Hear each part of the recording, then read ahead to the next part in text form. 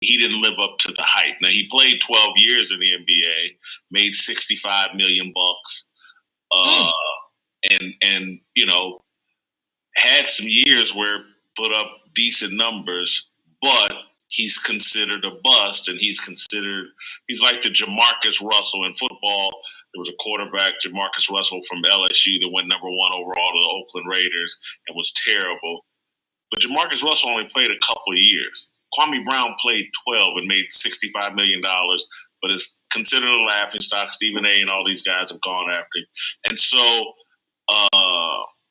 he's been out of the league 5, 6, 7 years and kind of fallen off the radar, although people reference him a lot as a bust. And so Steven Jackson and Matt Barnes have a popular podcast called All the Smoke. And Steven Jackson and Matt Barnes. Steven Jackson played on some championship teams, I believe with the San Antonio Spurs, or at least one championship team. Matt Barnes was a journeyman NBA player, but played 15 years had a little bit of a reputation. Wasn't a great scorer, but was a tough guy, enforcer, defensive player.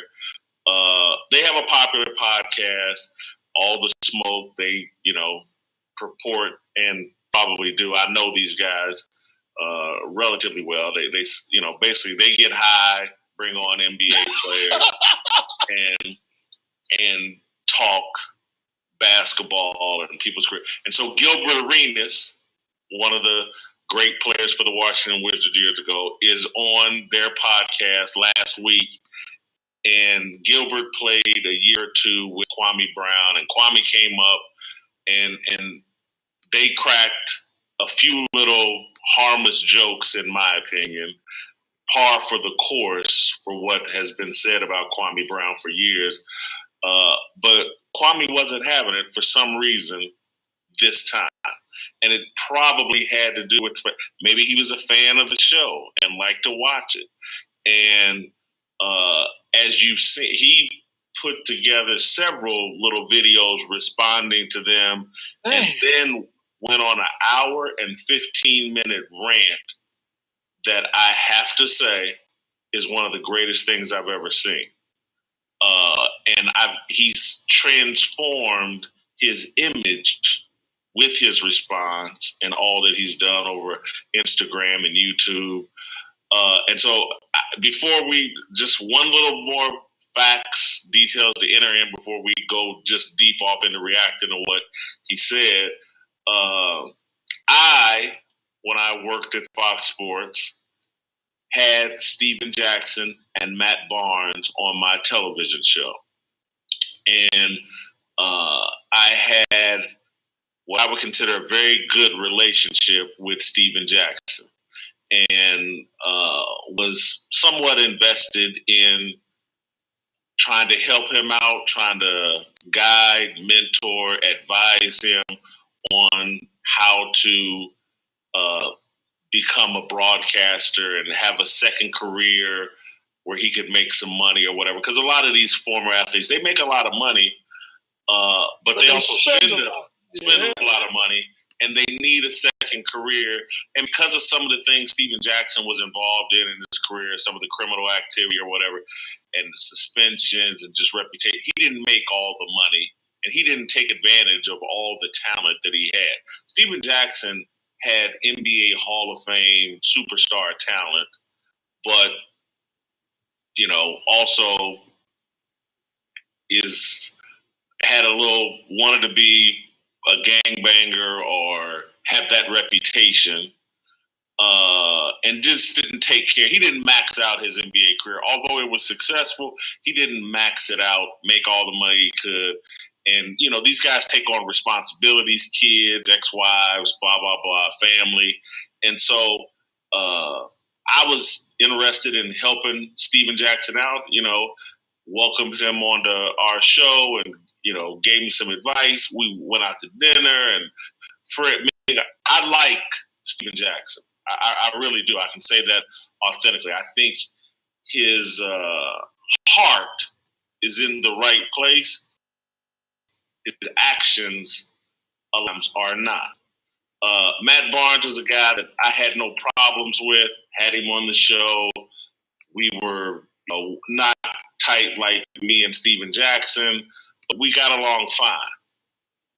Once they elevated and Matt Barnes talked Showtime into backing this podcast and they went on their own, Matt Barnes has become a vocal critic of mine.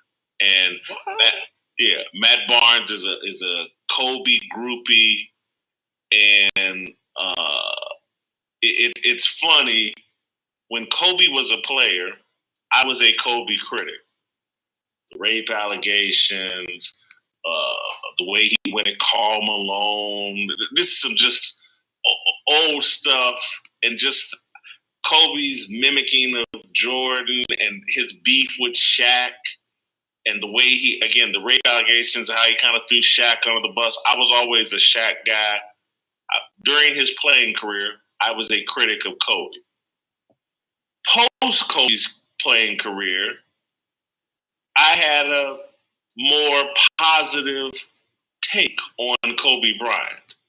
And Kobe and I had some dealings personally after his playing career, or maybe not at the end of his playing career, talking about his vision for what he was going to do after his career. And so literally, Curtis, again, because I was known as a Kobe critic. I criticized Kobe on his last game when he scored 60 points, and I went on his infamous rant. I didn't like that he shot the ball, was gunning, blah, blah, blah. But literally 3 or 4 days before Kobe died in that helicopter, I went on TV and for 2 successive shows talked about how much I respected Kobe post his playing career and felt like he was going to be an important figure post his playing career, and that I felt like he's handled his retirement flawlessly, and what he was planning to do for kids and his involvement with his daughters and women's basketball and all this stuff. And I don't know what compelled me to do this and to bring up these topics, but 2-3 days before he dies in that helicopter, I'm on TV singing Kobe's praises post his playing career. And so when Kobe died, I'm still hosting that TV show, and I was emotionally hurt by his death. And I talked about that on the TV show because I thought this guy, and I just said it the week before, this guy's got great promise to be very important. But people used that show, which was an excellent show and was a powerful show, the day Kobe died. Whitlock's a hypocrite. He always criticized Kobe, and now he's on TV acting like he cares about Kobe. Well, I'm just sorry. When a grown man who's young dies in a helicopter crash while taking his daughter to a basketball game, I don't care what I said about Kobe during his playing career. This was a tragic event. And this was a sad event, and I was emotional about it because, one, I thought what Kobe was going to represent. But anyway, Matt Barnes attacked me for showing empathy for Kobe's death. And it's the kind of ignorant, clout-chasing shit that's almost embarrassing that he did this. I pretty much ignored it because I see Matt Barnes as low on substance, and and I see him, and I'm going to get us all the way back to Kwame Brown, just to be honest. And so Kwame Brown's rant about Matt Barnes rings so true to me, and I don't say this, and I'm not cheerleading Kwame Brown because I have some major problem with Matt Barnes or Steven Jackson or any of this, because I just don't. These are young people, younger than me. How old are they? Aren't they in their 40s? Probably Matt Barnes, probably 40, 41. But to me, they're young, and they're just stupid. They say hi all the time. I can't. You start arguing and bickering with idiots that are high, drunk, and trying to be tough guys or whatever. You make yourself look like an idiot. And so what I'll give Kwame Brown credit for everything, and I wish the guy didn't say the N-word as much as he did. That's my only critique of anything he said.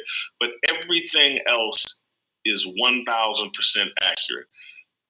These guys, these tough guys and these emotional guys, it's all feminine energy. And that's what Kwame Brown was getting at, Becky with the good hair and needing counseling. And again, I wish he had, well, I really can't complain about the way he said it other than just the constant use of the N-word, because Matt Barnes does need counseling. And I say that in all seriousness. He's got anger issues. He's got identity issues. And Kwame Brown calling that out, I thought was terrific. And I think that, again, I like Steven Jackson. I think his heart is in a good place. But if I was to translate what Kwame Brown was saying, is like, hey, man, your actions, a lot of they're idiotic. And you can't be Black Lives Matter, George Floyd 1 minute, and I'm high on a popular podcast, and I'm a tough guy, and I'm a gangbanger the next minute. You can't do that. How old is Steven Jackson? Early 40s, I'd say 42. I'm gonna look it up while we sitting here talking. The reason why I ask is I see all the gray in his beard and stuff. Yeah. And I think he's prematurely gray. Well, I just know he's not a kid, right? No. And I don't know anything. By age, he's not. Look, he's 43 years old. You know, I'm not a big sports guy, so I can't critique these guys on their playing days or skills or anything. But something that Kwame Brown touched on was the fact that these guys, if they really wanted to do something, and not just them, because I don't want to make it about just them specifically, because they represent a segment of our community who are in a position to do more than vent or denigrate other people who they don't like. And they should be in the community doing more. When you sign contracts, the numbers I'm hearing, 65 million, hundreds of millions, 30 million. Like, all that venting that all of these athletes and celebrities do on social media about Black Lives Matter, police brutality, they are actually in a position to start their own PACs and run their own candidates and impact the quality of life in the areas they say they're from and for the people they say they care about. But they don't. They take the easy route. It's so easy to hashtag and tweet.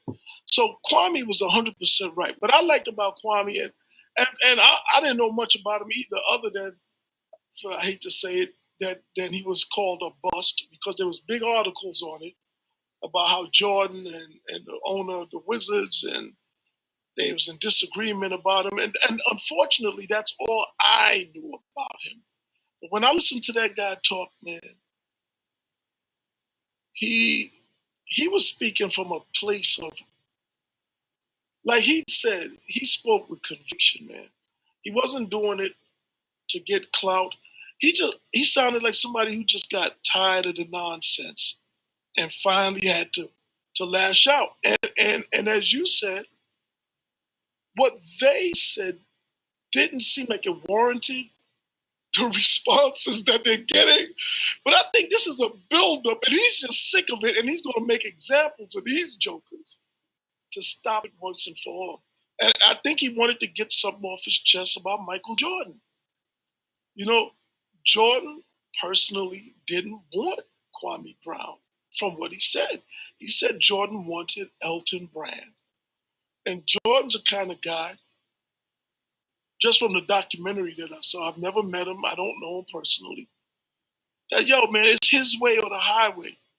And I think Jordan could have been a little bit more considerate with the pressures that he was putting on an 18-year-old kid straight out of high school. He could have damaged that dude for life, man. The way he went at him, you know what I mean? Like, he was a young guy. the flip side of that is when you take big boy money, you got to bring big boy game. So I think Kwame, I didn't hear him crying about anything. He's possibly reconciled all of that in his head. But what do you think about how Jordan treated this man when he got to the Wizards? So I definitely, and I'm going to address that in 10 seconds. I just want to make sure that I don't forget to. So remind me, I want to get back at some point to the sturdy foundation that Kwame Brown was speaking from, because he's trying to make a much bigger point than just Steven Jackson and Matt Barnes are clowns. But I do think the Jordan thing is fascinating. As a journalist, sports journalist, a renowned one, covered NBA finals, was a journalist that covered NBA, probably starting, I may have covered all of Jordan's NBA titles or been a columnist at that time. And as a longtime Indiana Pacer fan, again, my history covering Jordan, long time.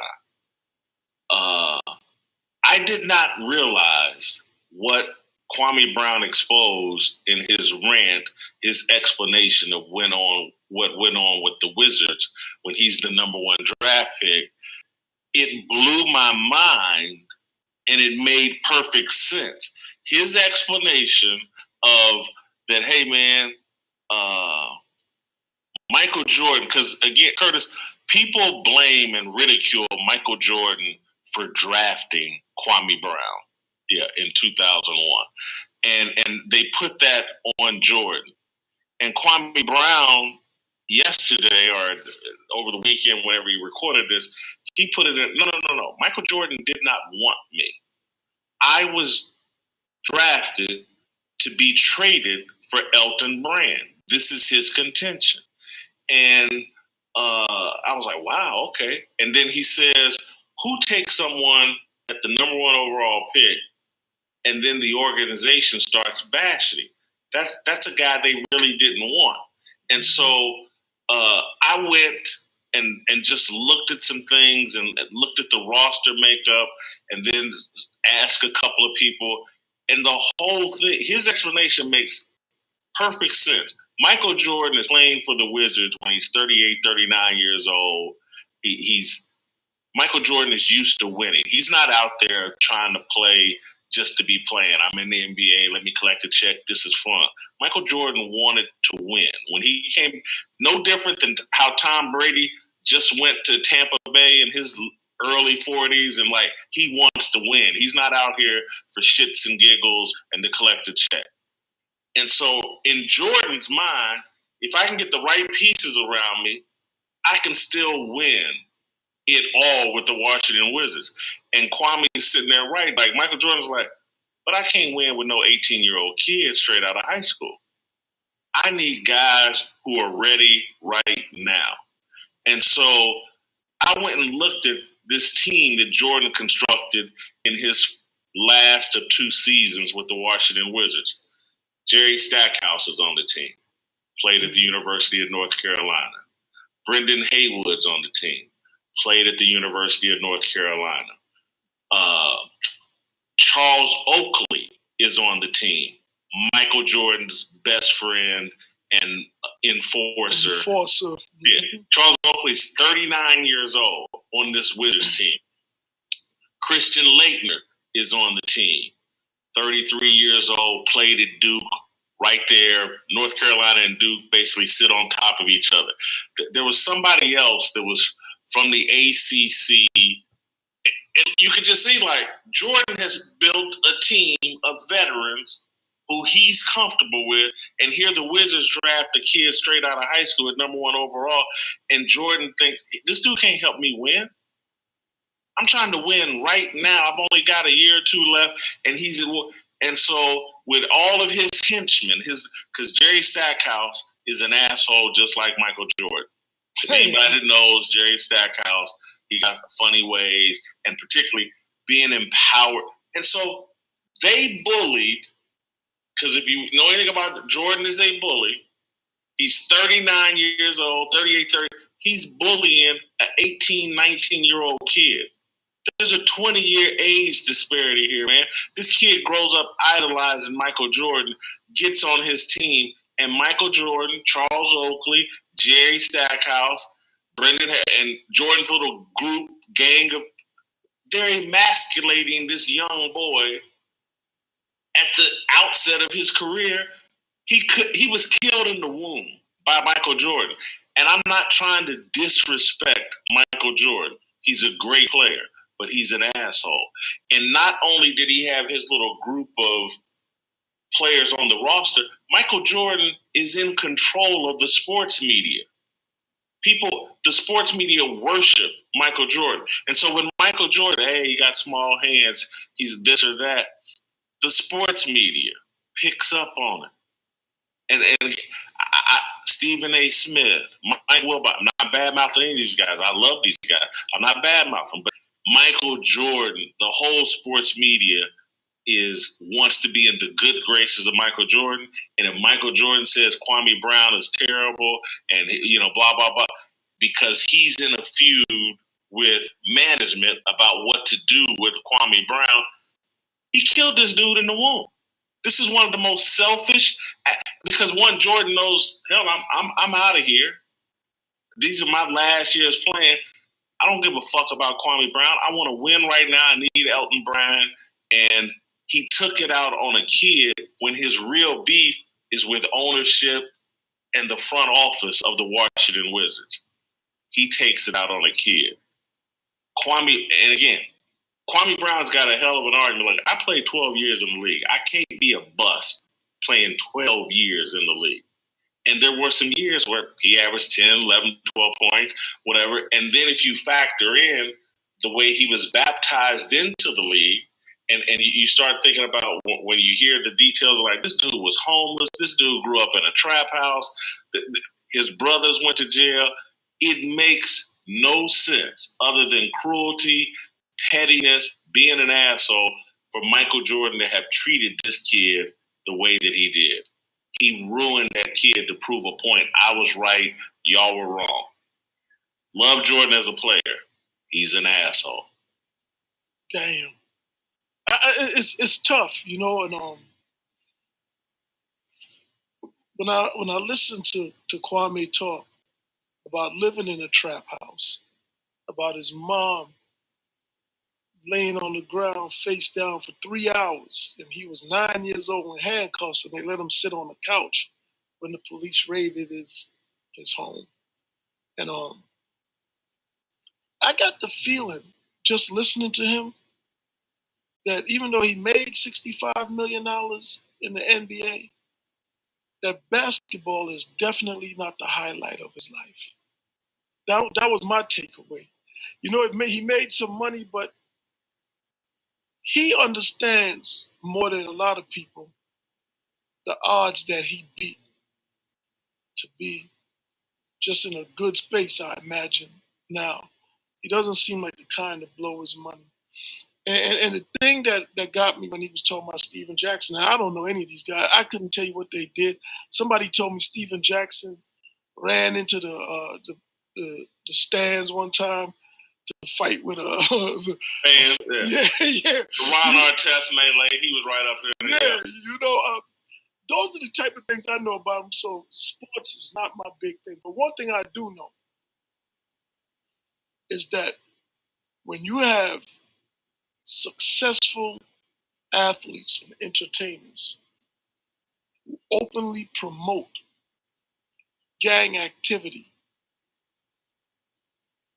they're doing a great disservice to the community, and yelling about Black Lives Matter is not going to nullify the damage done.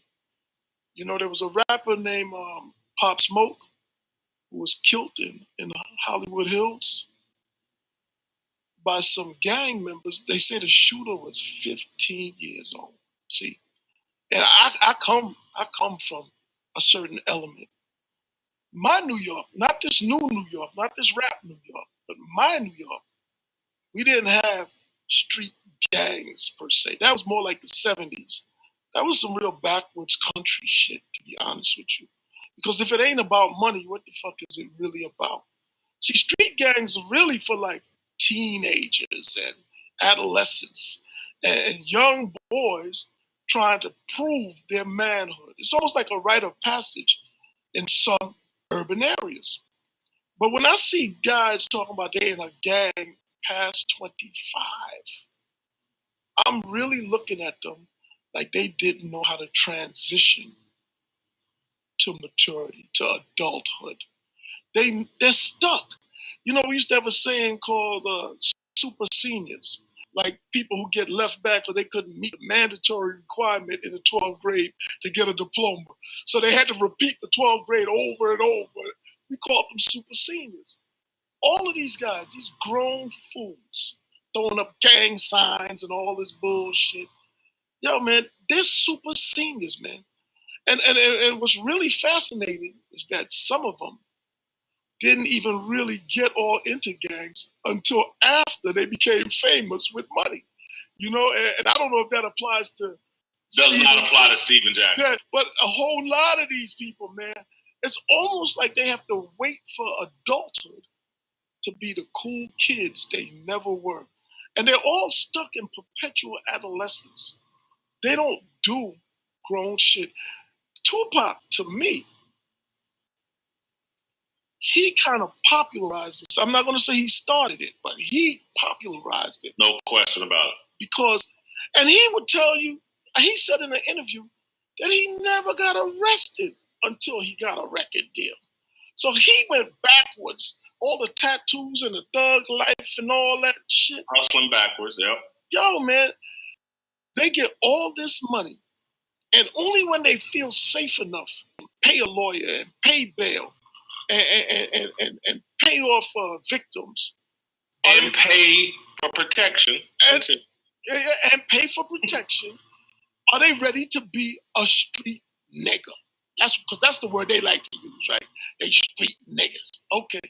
On a budget, coming from the NBA, coming from your record label. I don't respect none of y'all. Y'all wasn't like this, most of y'all anyway, until you got that money. And that's why I see through them. And then compounding matters. Something else that KWAME was touching on is that they kind of, they love, they go at each other. They go at each other. White people are safe. The Jimmy Iovines, the team owners, the agents, the financial advisors that run off with their money, they're fucking safe. Who they gonna go at is somebody who look like them. And I don't respect none of that because that ain't gangster. You see what I'm saying? And that's why when I say the things I say and people wonder like, yo, man, Spoon be going in and he be saying this, because I want these motherfuckers to know when you see me, you better act like you seen the whitest white man. Because the way I feel about y'all, man, with the shit that y'all do and the hypocrisy, man, I will punish you in a way that you wouldn't believe, but which you had deserved a long time ago. Somebody should have spanked you, and you didn't have a father to do it. And so I'm trying to choose my words carefully because I don't want to betray conversations I had previously with Steven Jackson that, are private and between us. I do want to be crystal clear that don't think he's not, his gang affiliations are authentic and not and they come from the dysfunction he grew up in and childhood dysfunction and vulnerability connected him to the gang world at a young age. Matt Barnes is the guy, and this is where Kwame Brown, I'm just telling you, man, this guy mentioned that somebody said he should be a preacher, somebody close to him or whatever. This dude has a wisdom and an ability, a discernment that, at 39 you should be able to discern and blah, blah. But this guy, if you take out the profanity and the cussing, he's wise beyond his years. And his attack on them was coming from a foundation really, really strong. of like, hey, and his discernment about Matt Barnes, because this is what I do believe. There's a perception like that, all the smoke, that Matt Barnes is the driving force of it. I don't believe it. I believe Steven Jackson is, but Steven Jackson lays back in the cut. And Matt Barnes, your name was first. And Matt Barnes just got some deal with another deal with Showtime, some little scripted comedy and blah, blah, blah. What Steven Jackson has is a street smart to know that this mulatto, octoroon, quadroon, and again, I don't know Matt Barnes' heritage, but he knows that he's got the look to get us in the room. That Hollywood crowd, that TV executive crowd, oh, they love Matt Barnes. And again, he's saying it as a joke, but basically he's telling. Kwame Brown was basically saying, I'm calling you Becky with the good hair because those executives that are throwing you opportunities you're not qualified for, it's because they think you're Becky with the good hair. Why would they think that? Where would they get that idea from? Well, because what they've seen is that human beings, Hollywood, Los Angeles is filled with people willing to do any and everything for a check, for some celebrity, for a life preserver to protect. Because again, a lot of these guys, after their playing career is over, and it's like, oh wow, Matt Barnes made $35 million. Well, how much did he spend? How much responsibility did he take on? And then it's like, well, damn, how do I continue to live this NBA life and this millionaire life these next 30 years after my playing career is over? And so what they're doing with the athletes is damn near the same thing they were doing with rappers. The puppet masters, the people really at the top, Jimmy Iovine's and people like that, they can spot who's down for the play. They can spot Becky with the good hair and who is willing to play the game that needs to be played. You think Harvey Weinstein, you think Jeff Epstein, you think these people they don't have a profile? That's why they put all these desperate, ignorant motherfuckers on. Because what other options do they have? And that's what Kwame Brown was saying, is like, y'all got this spot because you don't have any other options. And when the guy says dance, you're going to dance. And if the guy says, hey, man, I need you to come over to a little party we're having, we all jumping in the hot tub. There's a certain group and what Kwame Brown said, I'm not that guy. I've never been that guy. That's why I had problems in the NBA, because I always stood up for myself. And again, because you go read up on Kwame Brown's history, he wasn't an innocent victim. He was a participant in some of the issues he had in the NBA because he would stand up for himself. He wasn't just going to do any and everything. And this dude is brilliant. He's got a country wisdom, and he didn't talk about it, but he did when he said, somebody said you should be a preacher. He's got a biblical and a spiritual wisdom that no one knew about, and he put these guys in check in a unique way, because just like he said, they want some of the smoke. They don't want smoke with Kwame Brown. Ain't nobody stepping up to the player. Oh, Matt Barnes is, what did I say? You should be mad at Michael Jordan. They're not coming to this dude because he has revealed to them. And again, I'm telling you, Steven Jackson is well-intentioned, but his actions don't align with his intentions.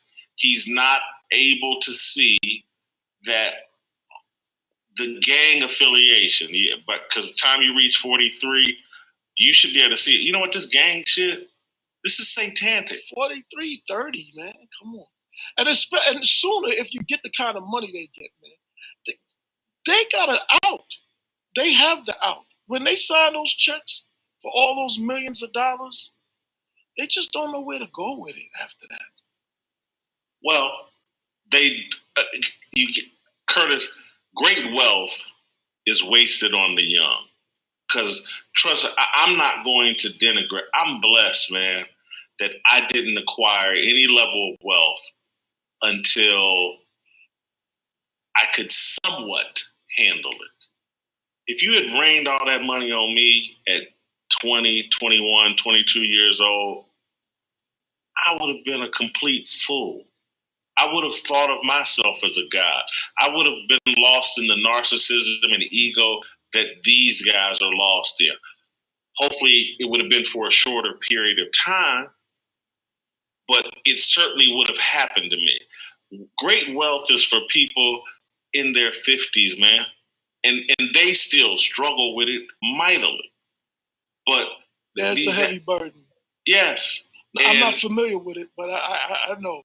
It's tough. Yeah, and so Steven Jackson, they got mamas, they got stepdaddies, they got baby mamas, they got kids, they got aunties and uncles and everybody, and you think this money's gonna last forever, and so then you blow it. And what Kwame Brown was like, hey man, y'all making it rain in strip clubs. Why not go to some neighborhoods and make it rain there in a sustainable way? Because again, I'm just saying, this dude is brilliant, man. He's standing on a foundation. Because he put out a video today where he let it be known, like, this dude's a farmer. He grows and cultivates his own food. And so he's like into doing sustainable shit.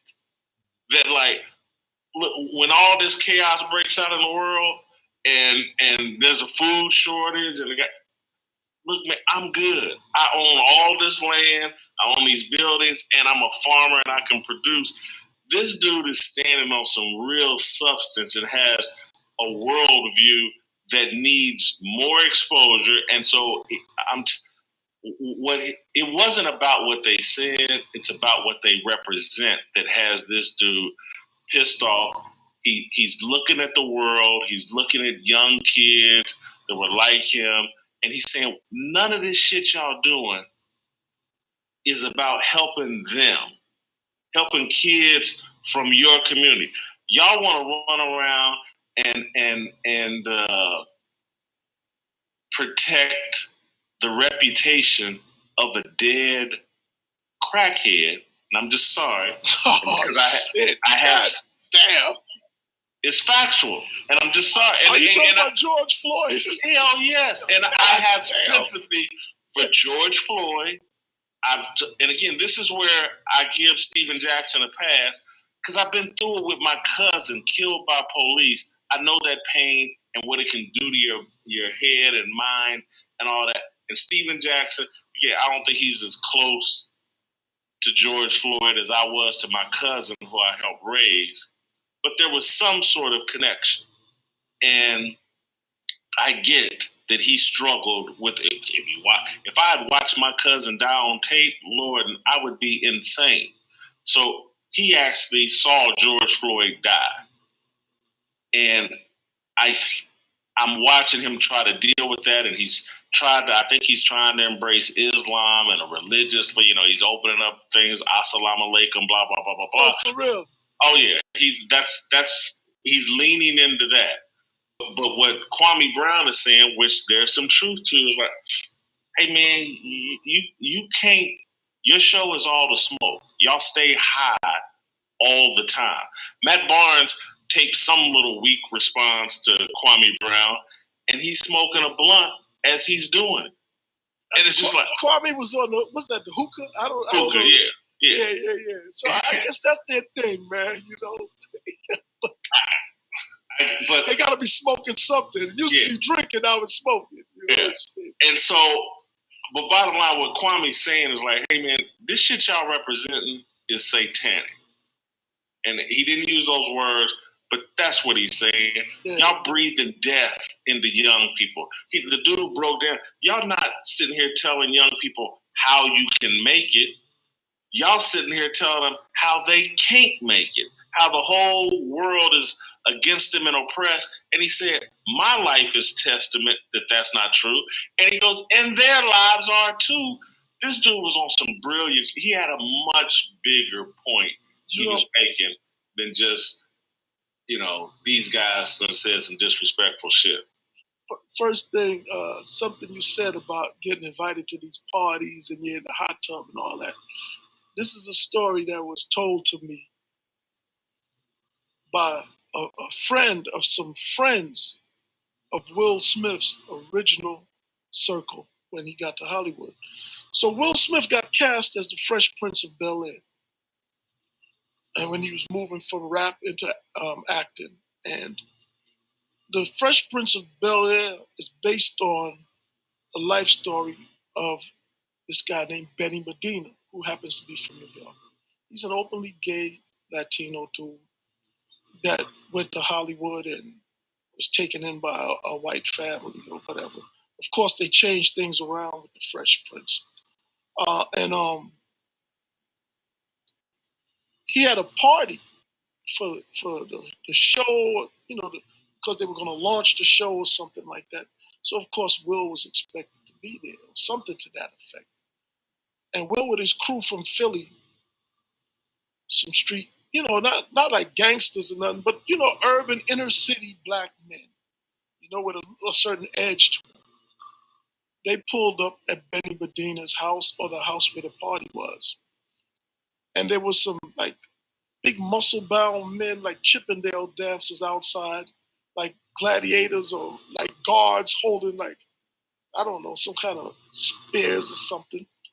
And the dudes, I guess they had on their the little bikinis or whatever, bikini bottoms or whatever they was wearing, the big muscle-bound guys.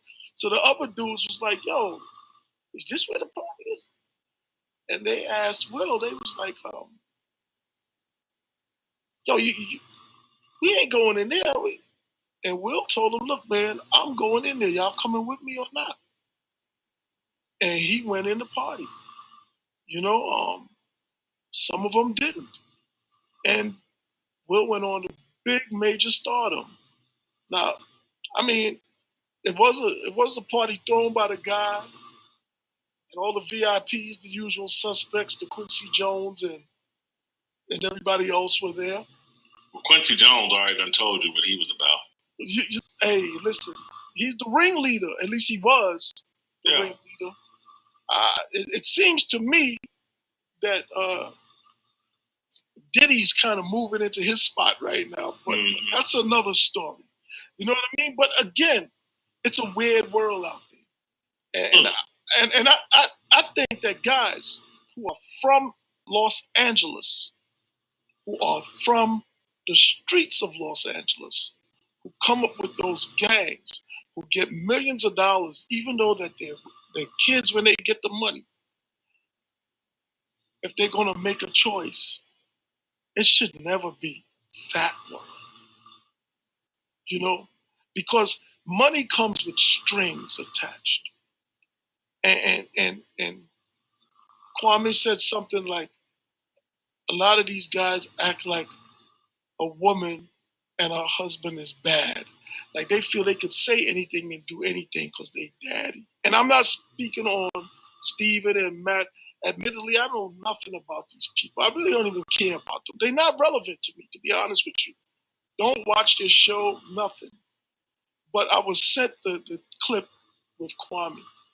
And the things that he was saying resonated with some general feelings that I have about entertainers and celebrity activists. And that's why I'm speaking on it. And last but not least, as you mentioned, George Floyd, I found it so interesting that he's the patron saint of these new celebrity activists, and they're being encouraged on by people like Joe Biden. who just said yesterday, or at least I saw the clip yesterday, I don't know when he said it, that the death of George Floyd had a greater impact than the assassination of Martin Luther King. So they've created their own reality and their own relevance. And I don't connect with any of it at all. Look, I'm going to go biblical again. But there's a reason why the Bible preaches against idolatry. And basically, we have created a world where we've put these celebrities on a pedestal. And again, this is and this is why I'm so like impressed with what Kwame Brown was getting at, this bigger picture. And he said it in a way that reached a certain audience. Again, it's not the way I would have said it, but he was speaking to a different audience and trying to cut these dudes off at the knees. But when you live in a world of all this idolatry, and basically everybody's a groupie for certain athletes, and they're on a pedestal. And again, if you say anything about Beyonce or Jay-Z or LeBron James, and you just say, hey, they're doing this or that wrong. And again, it's not attacking them personally. It's like attacking their actions and saying, this is, but we've created this idolatry world, and where if you're not in support of these celebrities, you're somehow outside the culture. But this is how people get manipulated into doing things that they normally wouldn't do, because they look around and say, well, my idols are doing it. Well, Quincy Jones is doing it. And he talked Tupac into doing it. And Suge Knight's doing it. And as you potentially suggest, Will Smith did it. And so everybody did it. So you know what? I'm going to do it. And this is why, again, at my age, I'm to the point where I really can't stand these celebrities because they're elites and they are working with the movement that wants to legalize any and all behavior. And I'm not some prude, and I'm just not. I don't want to be no hypocrite, because again, there's a lot of shit people can say about me, and I don't put my fornication like it's better than other people's or blah blah blah. But it's like I'm aware of what sin is, and I'm not in denial of like, hey man, this is some sinful ass behavior. And that where they're trying to act like none of this is sin, everybody's doing it, and you're just free. And so to me, when I have or had or potentially will have sex outside of marriage in the future, I'm gonna know that, you know what, this is some sinful, wrong behavior, and I need to quit doing this. They're trying to create a world where everything is okay and there is no sin.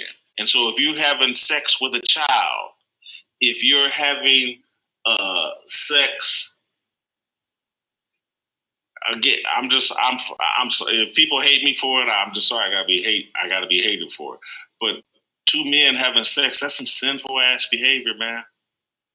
And two women having sex, that's some sinful ass behavior. I'm just sorry. It's no different than my sex outside marriage, but I'm just not going to be in denial of it. And so I'm just seeing a whole degeneracy. And this is what I think Kwame Brown is getting at, is like, man, there ain't nothing y'all won't do for a check. And Kwame Brown played for the Lakers for 3 or 4 years. He knows he's privy to a lot of things. Yeah. He knows exactly what goes on in Los Angeles and exactly what you have to do, particularly when you're unqualified, what you have to do to get on. Why is Showtime making a show about the life unqualified? Yeah, because the only thing I and again, I don't know anything about these people. I mean, if they see it, please understand, man, that I don't really know about you. I really don't give a fuck about you. But it's like, only thing I heard about Matt Barnes was when he fought with Derek Fisher over his kid's mother. And I'm not gonna lie, I kind of supported that, not because of the woman. I just like the fact that his kid called him and said such and such, such and such. I think he made a hell of an impression for his kid. Might not be the right one, but that side of me, I was like, yeah, good work. But again, I don't see anything in his life that's worthy of a TV show. Is it going to average 8 points in the NBA, man? Yeah. He averaged 8 points. Is it going to be fiction? Like, why you? And of course, you and I and a lot of other people know that there's certain people who get their documentaries on Netflix, who get certain deals, certain variety shows, who get book deals. Nobody might even buy the damn book. Nobody may even tune in. So really, those business opportunities aren't based on the revenue you're going to generate. It's a compensation of some sort for something that you're expected to do or you've already done. Now, that could run the gamut from something physical or something ideological. Like, for instance, LeBron's The Shop show that consistently pushed a certain narrative, a certain agenda. These shows are set up for a reason. I'm not going to go with the most vulgar thing, but it's no secret that in Hollywood, that's often, if not part of the deal, the deal. It's just something about seducing people and bringing them into the fold and fresh fish on the line, so to speak. Kwame Brown called him, and I thought it was beautiful. I had never heard this, and I'm like, damn, this dude. Gatekeepers of chaos. He called him that. And literally, and again, I'm telling you, I have an affinity for Steven Jackson, but his NBA career checkered with arrests, suspensions, going up into the stands, fighting. He was this real extra ghetto dude in the NBA. Not leaves the NBA. Not with. There's a bunch of NBA players that put up similar. Caron Butler, let's say, put up similar. Doesn't have the kind of shady record that Steven Jackson has. Matt Barnes' record, tough guy, fighter in the NBA. Had the issues with Derek Fisher. Again, they got a whole.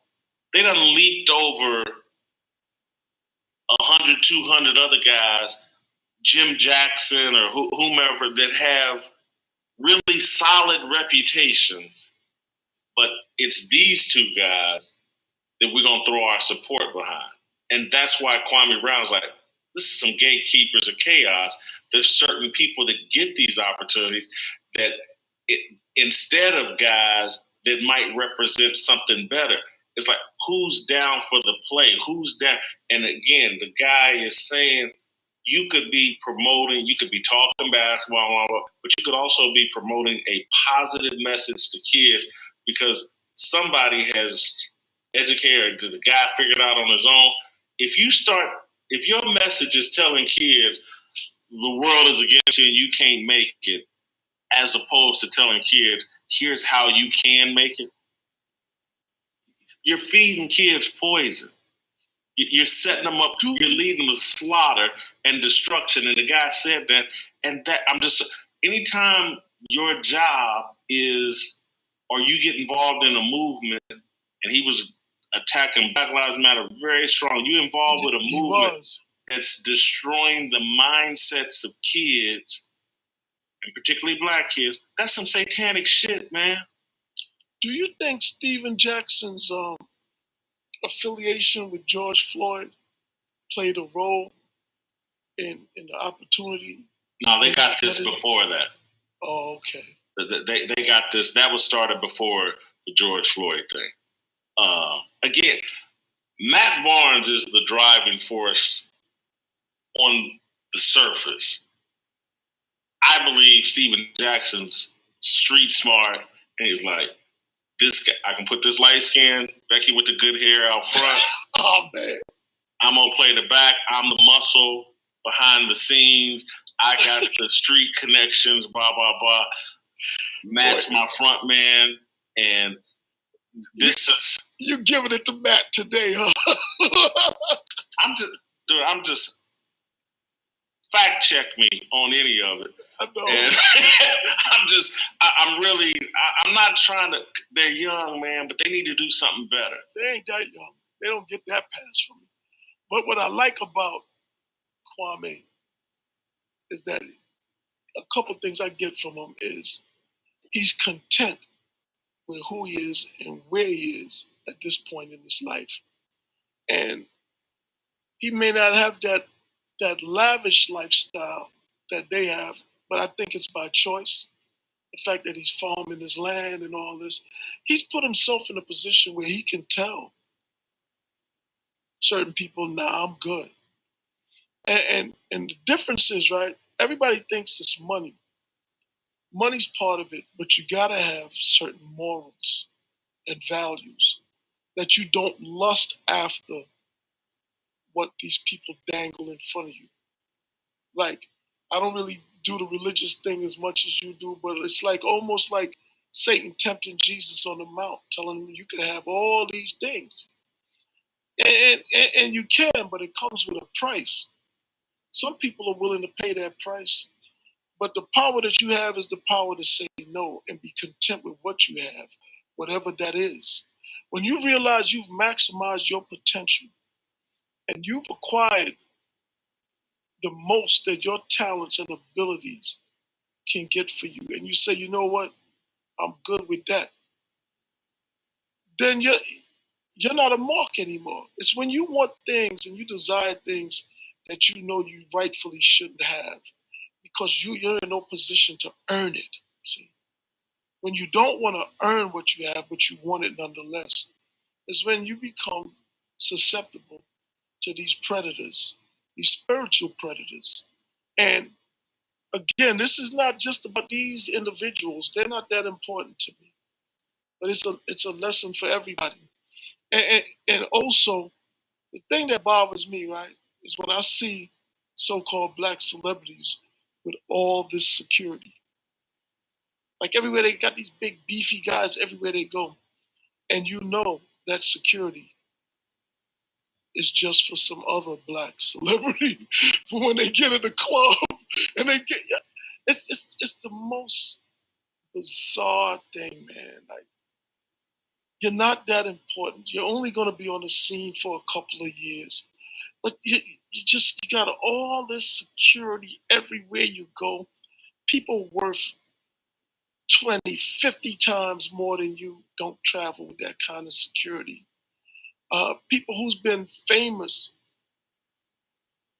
3, 4 times the period you've been famous don't travel with that kind of security. And the only reason a lot of these guys travel with that security is because they want to project a certain image that they're important. And deep down inside, we talk about racism a whole lot, man. But, and I'm not going to say that racism doesn't exist, but I'm going to tell you, it is far from the biggest problem facing the majority of us out here.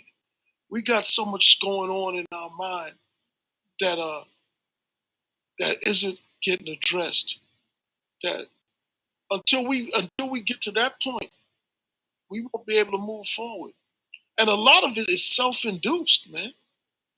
No question about it. I want to say what, because you wrote a hell of a column, and I want to, for Schoon TV, and I want to talk about that trend. I just want to put one little button on my comments about Kwame Brown and the Matt Barnes, Steven Jackson deal. Is that people are like, oh man, look, you going in on Matt Barnes and blah blah blah, and you just want some get back because he's been critical of you.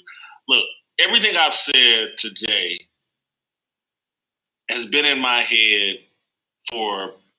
since the inception of All the Smoke.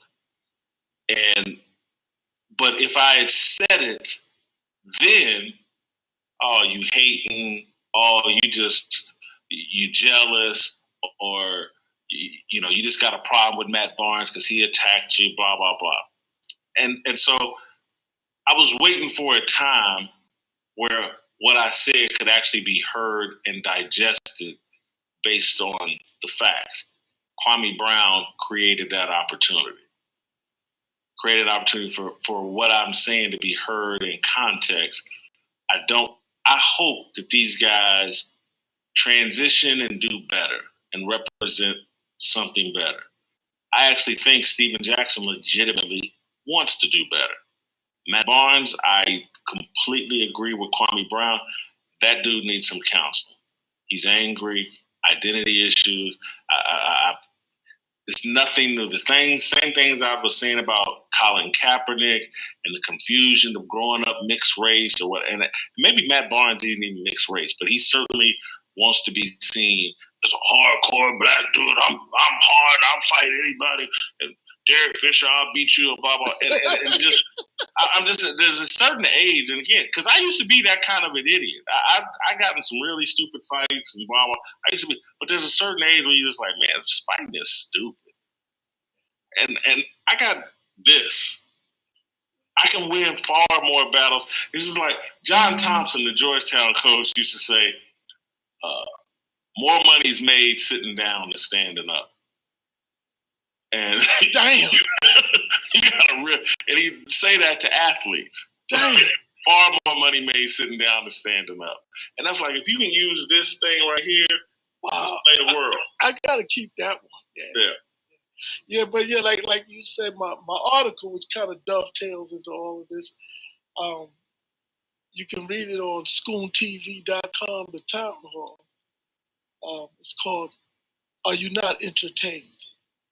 And I felt a need to address the rise of the entertainer to a leadership position in the Black community, and I felt I had to outline how that happened, at least in my opinion.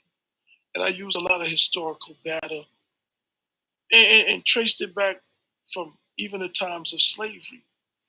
And the reason why I had to do that is because a lot of people who don't really know a lot about the Black experience, other than what they see currently, it just all looks like it's just craziness and stupidness and all that.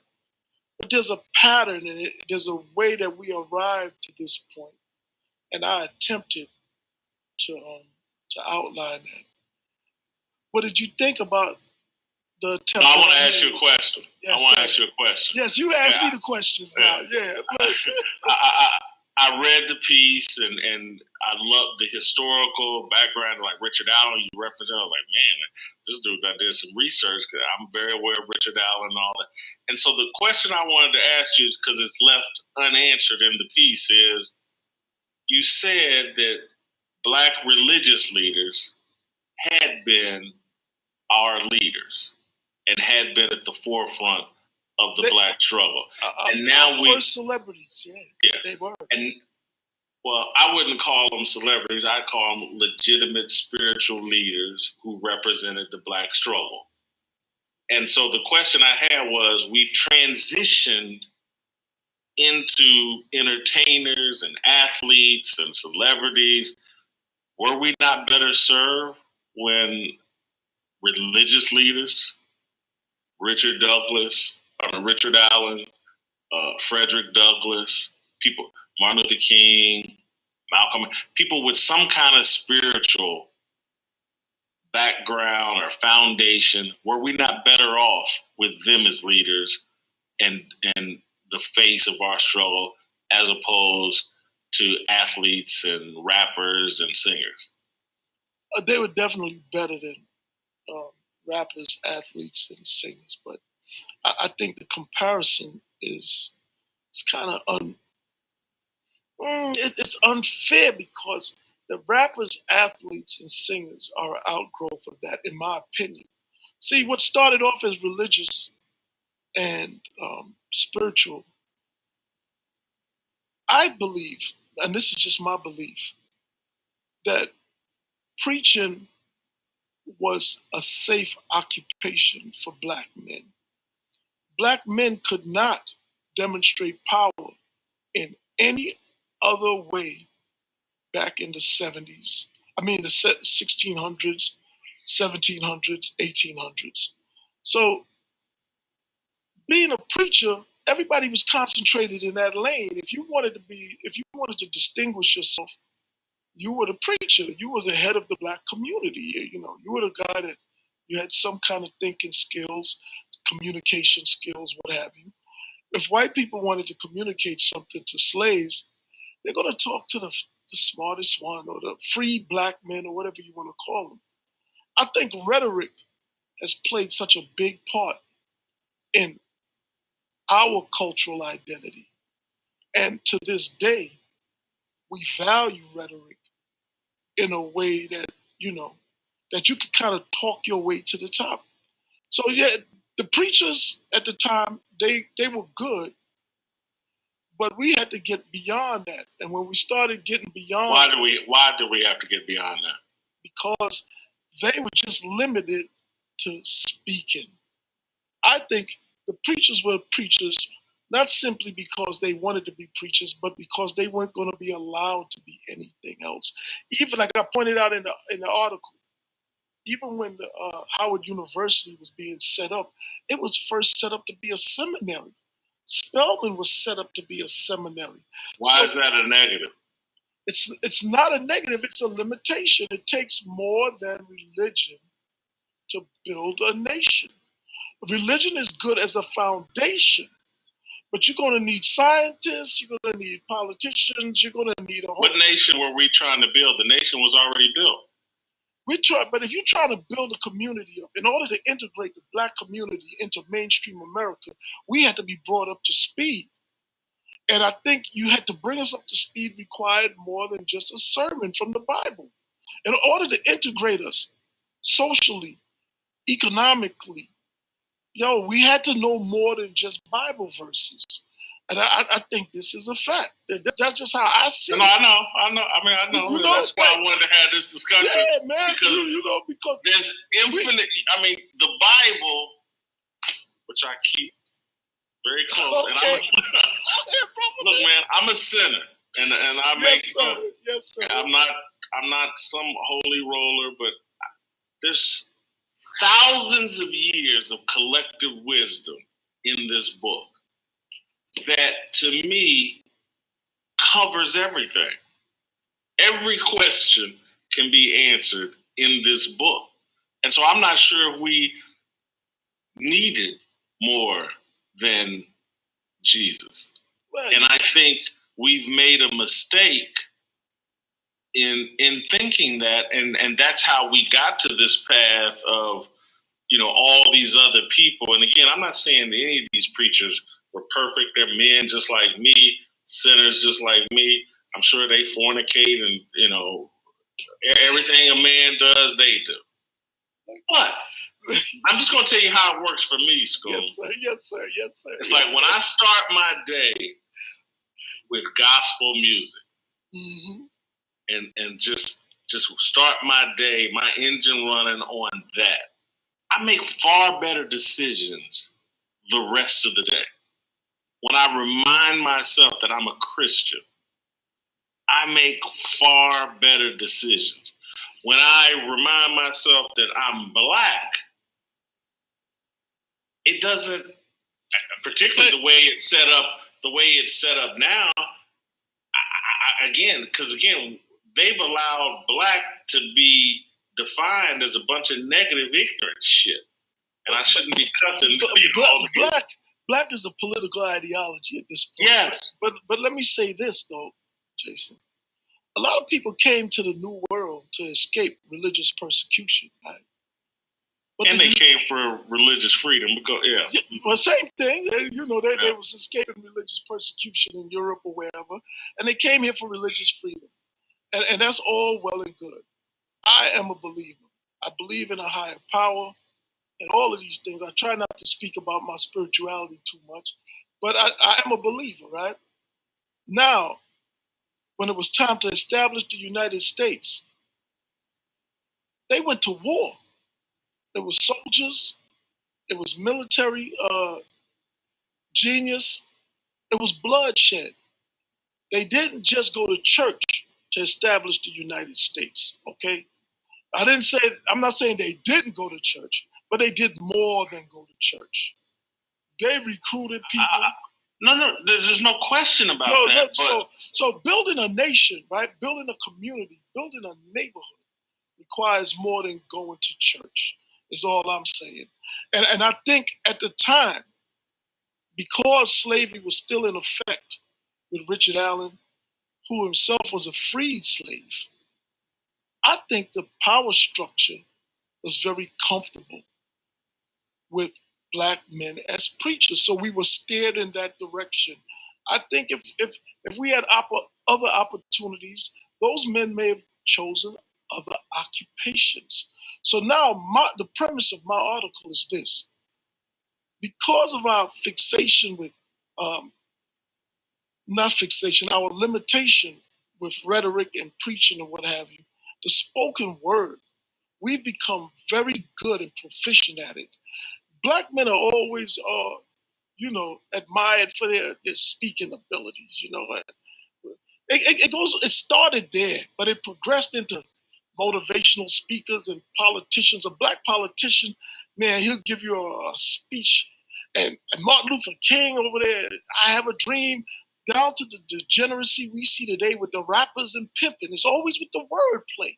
And I think the genesis of that began that the genesis of the love for the word started in the church, because that's where we were concentrated. And we've always associated men of prominence with being vocal rather than taking action, you see. And that's where I make the distinction. And that's not to say those men were bad.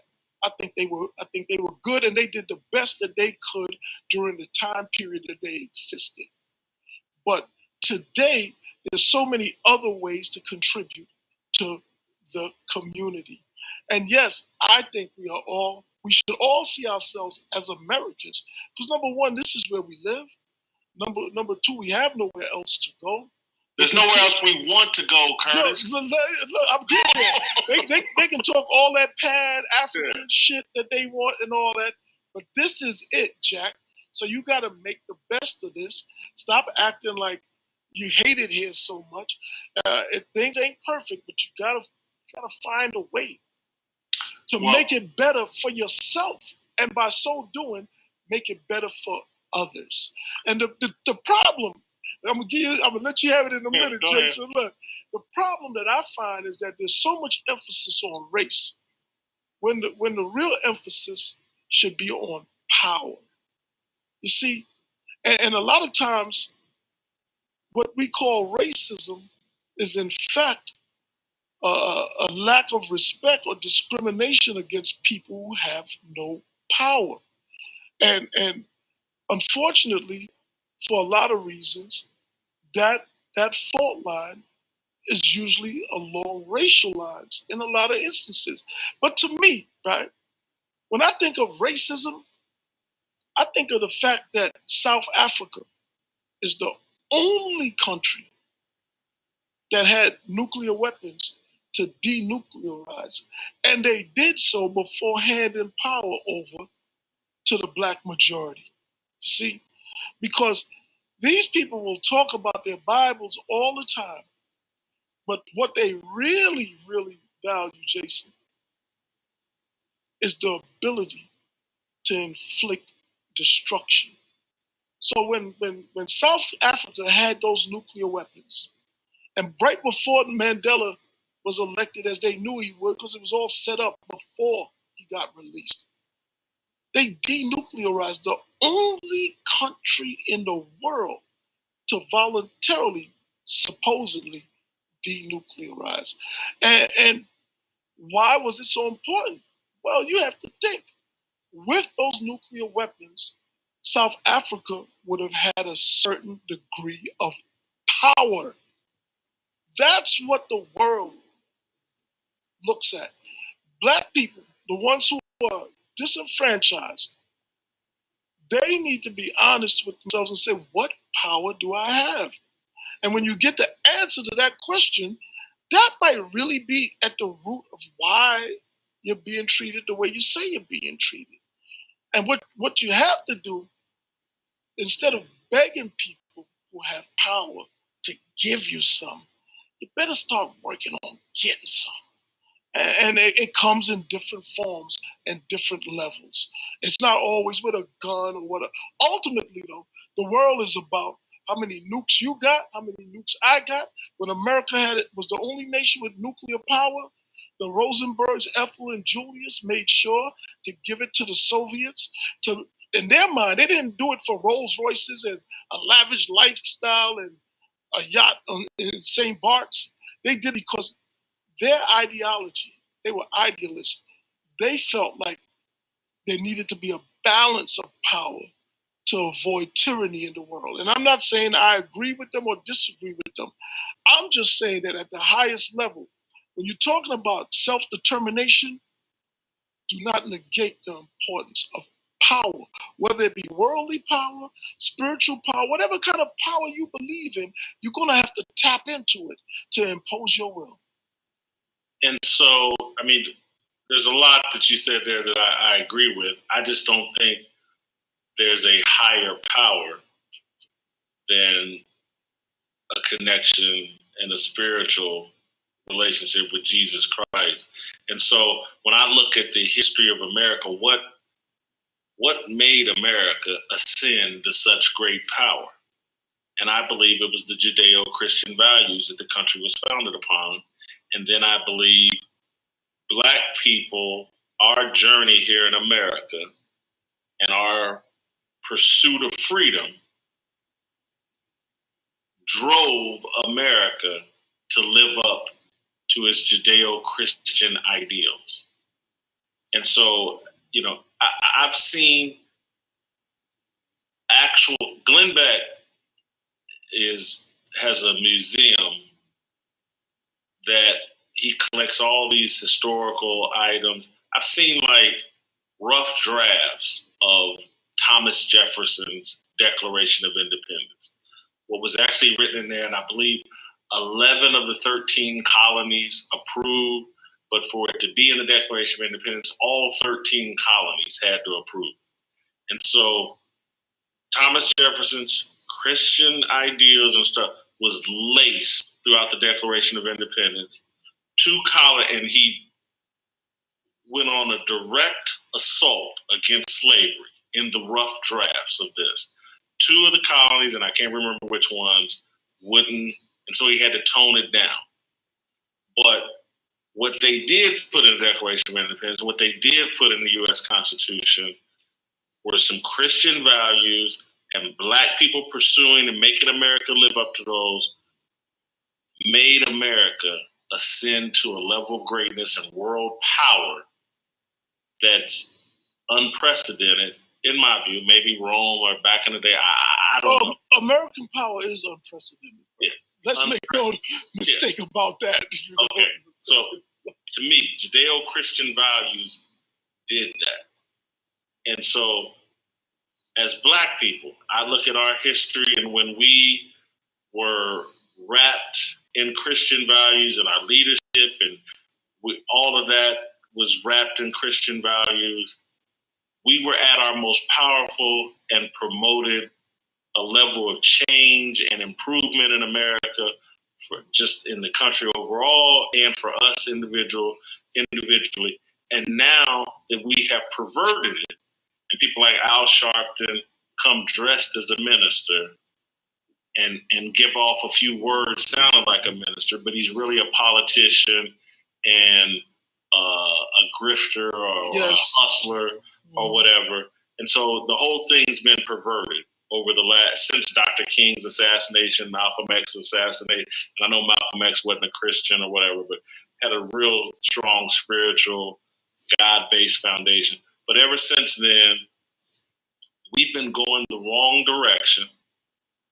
And what we have now, again, it's like we're not black people. We're not gonna get a hold of, just as you described about South Africa. We're not gonna get a hold of nuclear weapons. And so what's our options? Yeah. To me, our option is returning to our spiritual base. There is nothing more powerful than that. It's our only chance at salvation. And again, we're being used by the atheists, the satanic people, the people that want to legalize every form of immorality and deviancy. Yes, yeah, we're being used. They've promoted within us a degenerate culture, and they have installed gatekeepers of chaos everywhere they can and set them up as idols, and we all sit around and worship them, and we all sit around and worship money. And again, I'm going all the way back to Kwame Brown, but I look at the stuff this young dude said. I'm 39, he's not that young, but it was amazing. And I've been waiting for an athlete to say these things. And again, because I'm sure the guy, he made $65 million. I know he got money in the bank, but he was sitting there like, hey man, y'all think promoting jewelry and watches and all this material thing, y'all he's content. Y'all the end all be all. But again, he's not just content. He's trying to like, hey man, that shit y'all on is embarrassing. It's poisonous. There's for the handful of y'all that got it, there's 1,000 for every one of y'all that died or went to prison trying to get it. Quit promoting that clown stuff. Promote something of substance. Promote something more healthy and more sustainable that actually can't. And again, when the dude was talking about, man, because I literally, after I watched that, I was like, yeah, just think if in the NFL, Tuesdays is everybody's off day. And instead of everybody going to their social media and putting out a hashtag, what if they went and visited an inner city high school every Tuesday and engaged with those kids? And just like he said, make the shoe companies, because he was talking about, man, I was so poor and I didn't know how to get size 13 shoes. Yeah, blah, blah, blah.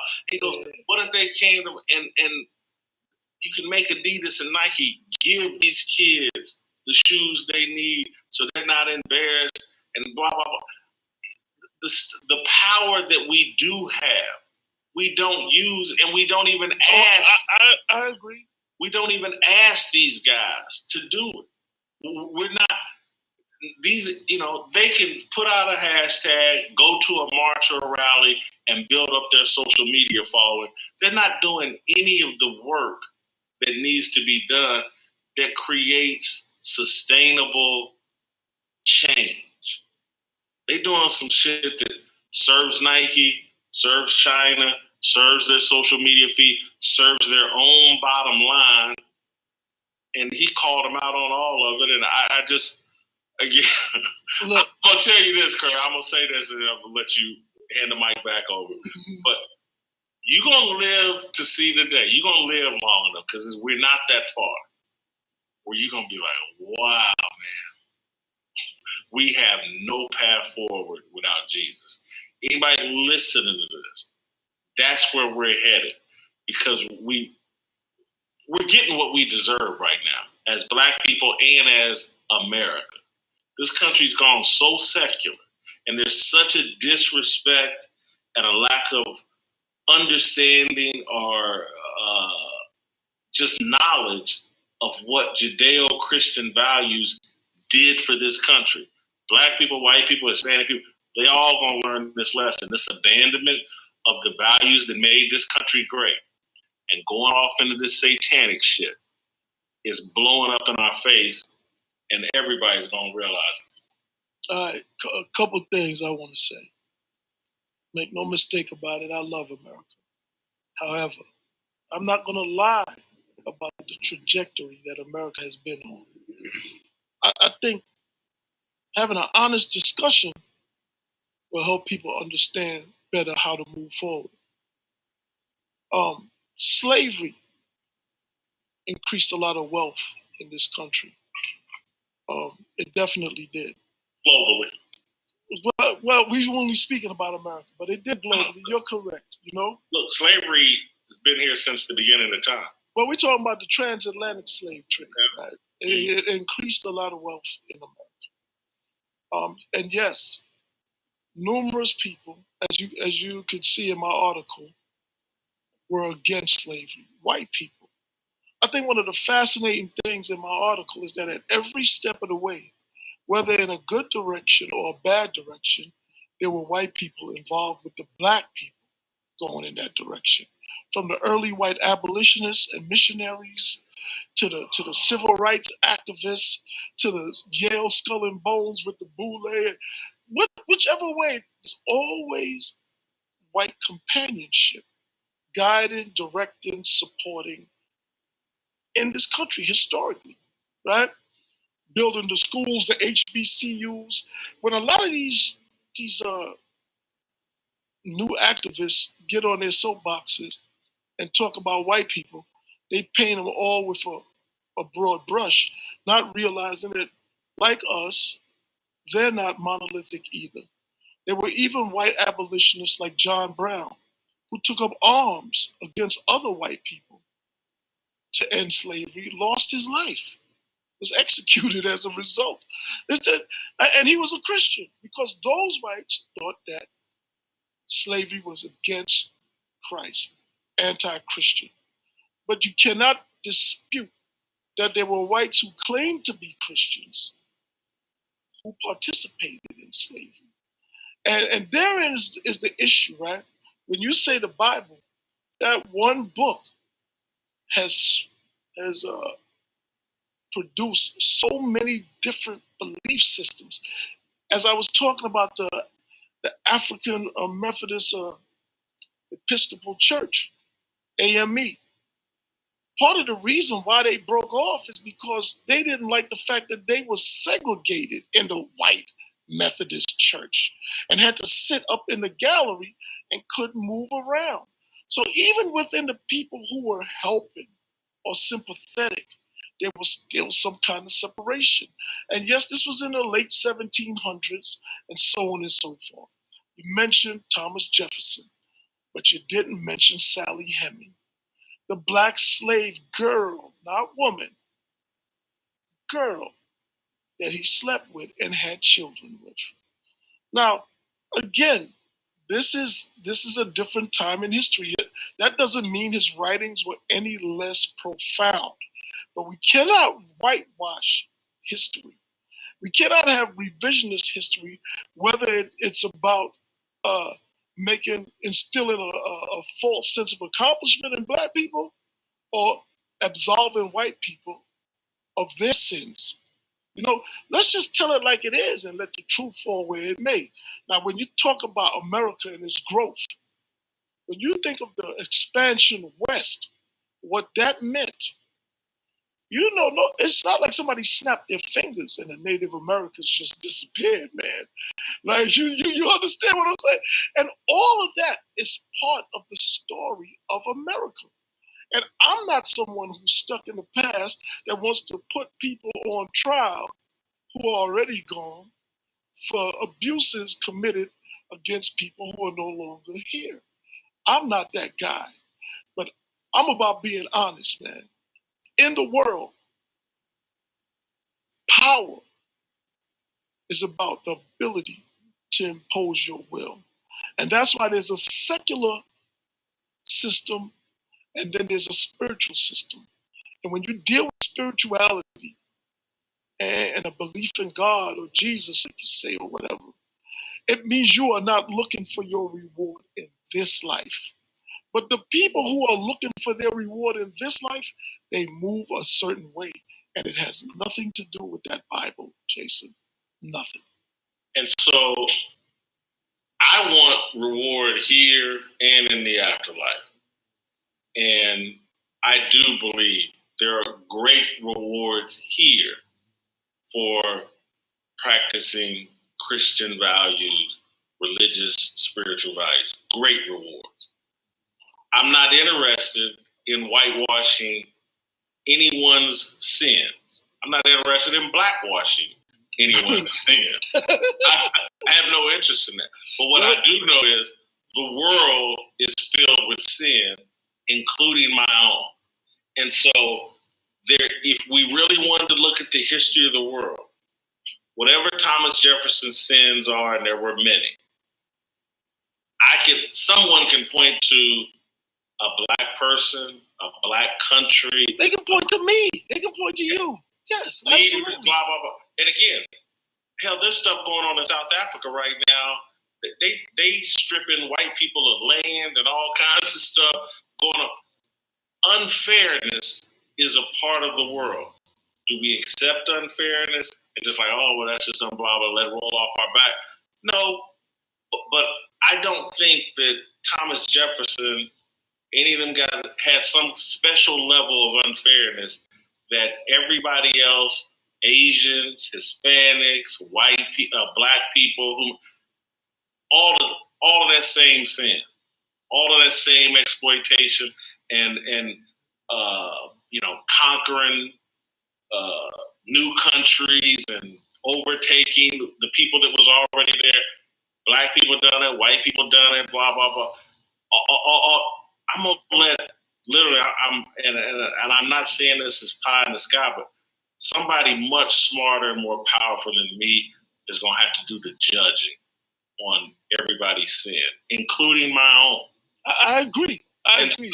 And so, trust me, I don't know the name, but I'm trying to think of some Ugandan president or whatever. But I guarantee Idi Amin, he might have had him a white mistress that he impregnated. Who the hell knows? Mm-hmm. And again, I'm not interested in whitewashing nobody's sin. I just don't think I'm the proper judge of people's sin. I'm going to try to look at the good stuff that people did that led to a place where America is the envy of the world. Black people, white people, Hispanic people beat down doors to get in here. And so and we've been based off that Declaration of Independence and U.S. Constitution that they wrote, and everybody around the world, regardless of color, is attracted to it and will do damn near anything to get in this country. We're not we're not beating down doors to get in any of these other countries. And so that's the reality that I'm trying to deal with and recognize is, of course, these guys were sinful. I'm sinful. I don't know what I would have done if I would have. Black and free. Look, man, black and free back. Yeah, I don't know what I would have done. But I impregnated Sally Heming and whoever the hell else I could that I had, I don't know. And so, but all I can do is look at whatever. Some of the stuff they did made us the destination and the most powerful country in the world and a place where I can live in freedom. People made sacrifices so that I could go from me and my father living in a 400 square foot apartment to me being able to take care of a lot of people in my family and myself. I think it's a waste of time to be sitting back and looking 150 years back and like, oh man, this dude did this or that. And so therefore America is this and that. That's crazy. Listen, Jason, when it comes to the past, first of all, I'm like of the same mind frame with Napoleon Bonaparte. History is a set of lies agreed upon, right? We don't really know what's what. That's why I'm familiar with certain things, but it's not that important to me. I try to glean certain information. But back to the power and the rewards in this world. See, to me, I think when you live a righteous life, your reward really is, in this world of sin, you're shielded and protected from certain things other people are not. Our reward, Jason, is that we do not have to succumb to all the wickedness that you can see all around you, that we are somehow protected from that. I'll share something with you. Every morning I wake up, I pray. And I pray for guidance, protection, and forgiveness. I don't ask for wealth. None of these things. I ask for guidance in all my moves and my decisions. I ask for protection because I understand, even though I consider myself a tough guy, that I ain't tough enough to protect myself from everything and everyone that's out there ready to harm me. And I ask for forgiveness for the things that I do wrong.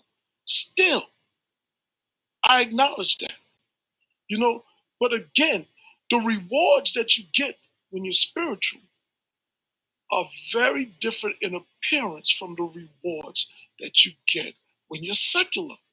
So yes, you will have your reward in this life and the other, but your reward isn't going to look like the rewards that a Diddy gets. You understand what I'm saying?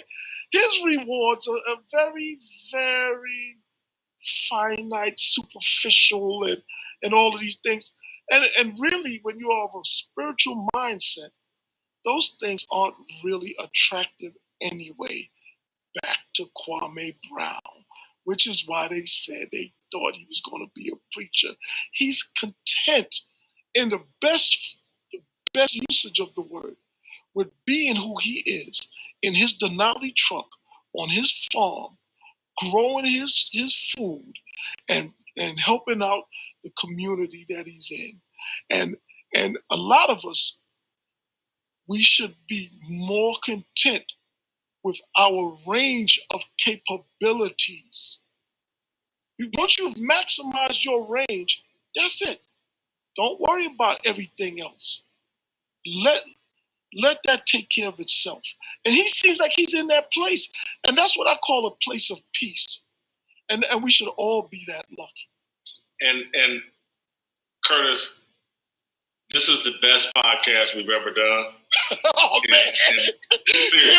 More pressure. Keep it coming. Seriously, it really is. Yeah. There's a couple other things we're supposed to talk about, but we need to end here, wrap this up here. Not just for time reasons, just we can't do any better than what we've done today. And we don't want to dirty it up by trying to do too much. I want to say this, though, for me personally, and I don't even know if this is a proper point for me to make, but I've arrived at that point of contentment and serenity. And I'm not going to go all off into it, but there are some things that have gone on with me over the past year, business-wise, where I may not get what I was supposed to get, but I stood on some principles that I believe in. And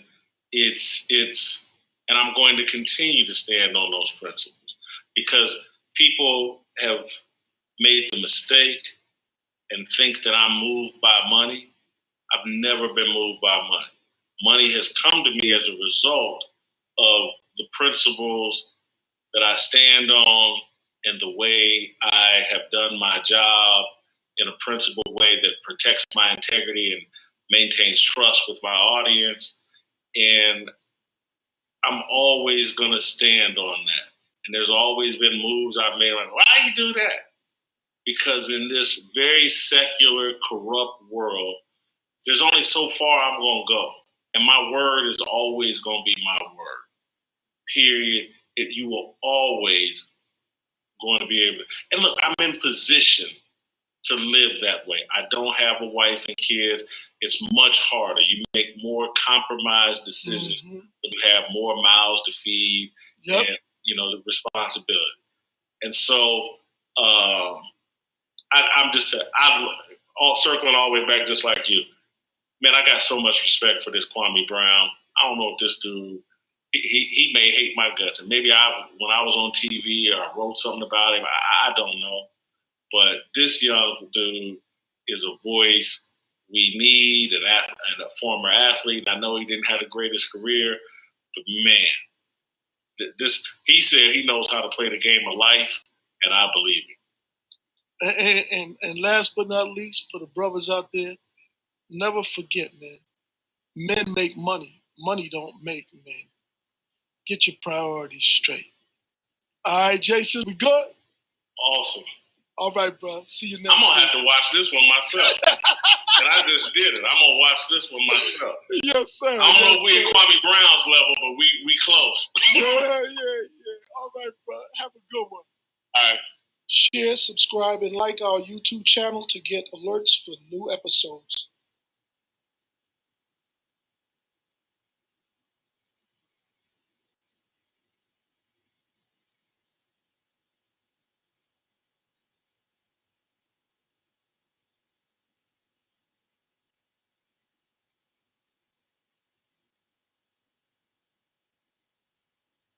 This must be should be ready to paste it. We should be ready. If you can't, all right.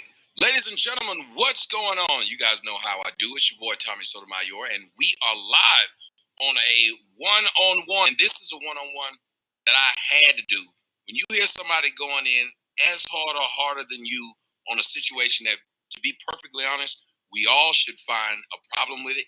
We all should find an issue with it. But the sad part is, many people don't. Maybe it's because they fear the backlash they're going to get from it, or they just fear the people in their family that may look at them and call them things like a sellout, a coon, or whatever it is. But the good thing about people who've made their own way, they usually speak to you the most honest. And ladies and gentlemen, right now, without further ado, I got a brother that's on the show that was #1 pick in the NBA draft, 12-year pro. My friend, I'm going to say this is my friend. Kwame Brown, what's going on, bro? What's up, man? How you doing? I'm doing well. First off, glad to have you on the show. Now, I'm surprised you said something. You said you had known me prior to. Tell me about that, because I'm honored if you knew anything about me before I knew anything about you.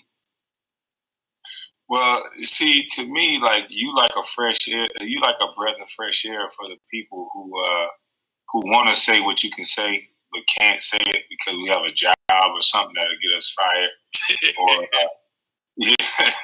or we have a woman at home that don't like your use of the word bitch. You know, they can't get past the emotions and the things that you say, but the logic behind it. Once I start listening, it was like, damn. You know, the things he's saying is what I'm going through. You know, when I started reading books and I started doing things, they called me white boy. So you can't get past the facts and the logic that you're saying. That's why so many people who hate you end up loving you and then hating you again because they can't find a way to make money off of it. So let me ask you, what was the first thing that you saw of mine that introduced me to you, and how did you feel when you hear it? Because I always hear people when they hear or watch something of mine, their first reaction is, ooh, it's almost like, I can't believe you said that. What was your introduction to me? Just the way you presented it in the hood, where black men can't really say nothing. Like I was a victim of my circumstance. Like I knew niggas was stupid, but I couldn't say nothing. And it was like a lot of us sit quiet and let stupid niggas say stuff because they violent and you don't want to get into it with them.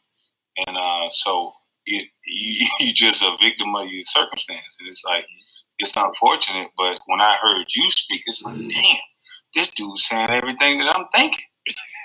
You know, believe it or not, there's so many other people that think the same way. There's so many other people, and it's just fear, you know. You say the opposite opinion when you say the truth. It's brought, it's presented as hate. It's presented as something that is not. It should be presented as love. Anybody that's willing to tell you the truth and they don't benefit from it, that's love. Amen. Ladies and gentlemen, if you don't know who this is Kwame Brown, 12-year NBA pro, and a man at this point who says, I don't give a damn, I'm telling the truth. And what brought it out was the passing of Kobe Bryant. And for some odd reason, you guys know the internet. Every day I got to deal with the internet saying stupid stuff, but I don't have to deal with the internet anywhere close to the level in which this man has dealt with the internet people crap for like years. And you never hear him say anything. He's one of the quietest people I've seen. And I think people don't understand the Georgia mentality. They think because we're quiet, we're punks. Or because we don't sit and argue with you that, we're not rah, rah, rah. There's something, and a lot of us just hold until we just can't hold it anymore, and then it comes out. And then even when you finally went in, you still went in quite calm. But I want you to talk to me a little bit about the thing that happened that brought you into it. People decided to use Kobe's death to bring your name into something, and it was, as I've tried to explain to the audience many times, way inappropriate. One, tell me what made you speak, and two, can you tell us, people who most of us have never even met Kobe, what his passing meant to you?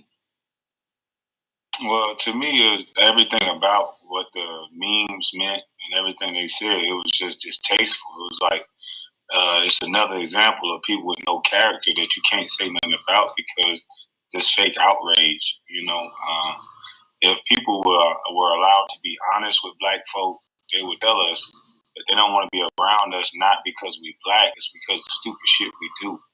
And we all are being lumped into a group because of it. And what Kobe meant to me, he was somebody I would want my son to be like. I tell it all the time. I say this all the time. Him, Floyd Mayweather, and a couple of guys that I see are attacked the most. If you look at how dedicated they were, I wish I could be as disciplined and as dedicated as a Kobe, as a Floyd Mayweather, as somebody that they're a product of their environment. They don't get everything right. They grew up in the hood. They're around killers. They're around thugs because you can't make it out from where you made it from without being around these real people. So Floyd Mayweather, Kobe, all of these guys, I would say I would want my son to be like them over me because they had a little bit extra than me. I had a lot of baggage, and a lot of times people get offended by it. One of the things I said in my little rant or whatever you call it was I had to help my mama. And I think a lot of times people overlook that. There's a lot of things, a lot of people go to jail because they're trying to help mama. And I think that needs to be taken more into account. Instead of bashing people for bringing it to the light, you need to take that into account. I was a child in that situation, so I don't care what type of degree you got. I don't care what you got going on. You can't tell me what I saw. So, same thing with me. I told people I've been working since I was 10. And it's always a lot of us young black men have that thought of, we got to be daddy for mama. We got to take mama out the hood. And it actually takes us away from being able to grow up and enjoy our life because we become men way too early.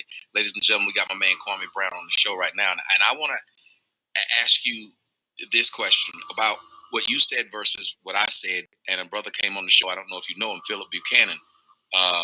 Played for the Oakland Raiders. He was the number 1 draft pick for them as a cornerback. He said on the day he got drafted, his mother sent him a bill for $1 million. He wrote a book about it, about how he, had to get away from his family. Kobe, one of the things that Kobe said was, if you have an opportunity to do anything for your family, what you can do, you don't give them money. You give them opportunity, but you don't give them money. Yeah, what is your story? That's correct. Like, I was depressed for most part of my career. It's like you get all this money, you work your ass off, you get to some place, and then now all people see you as is money. And it's like, and the funny story is, I won't say his name, but I had an interesting conversation with a white teammate of mine in Philadelphia, and he asked me about what did I buy when I got drafted.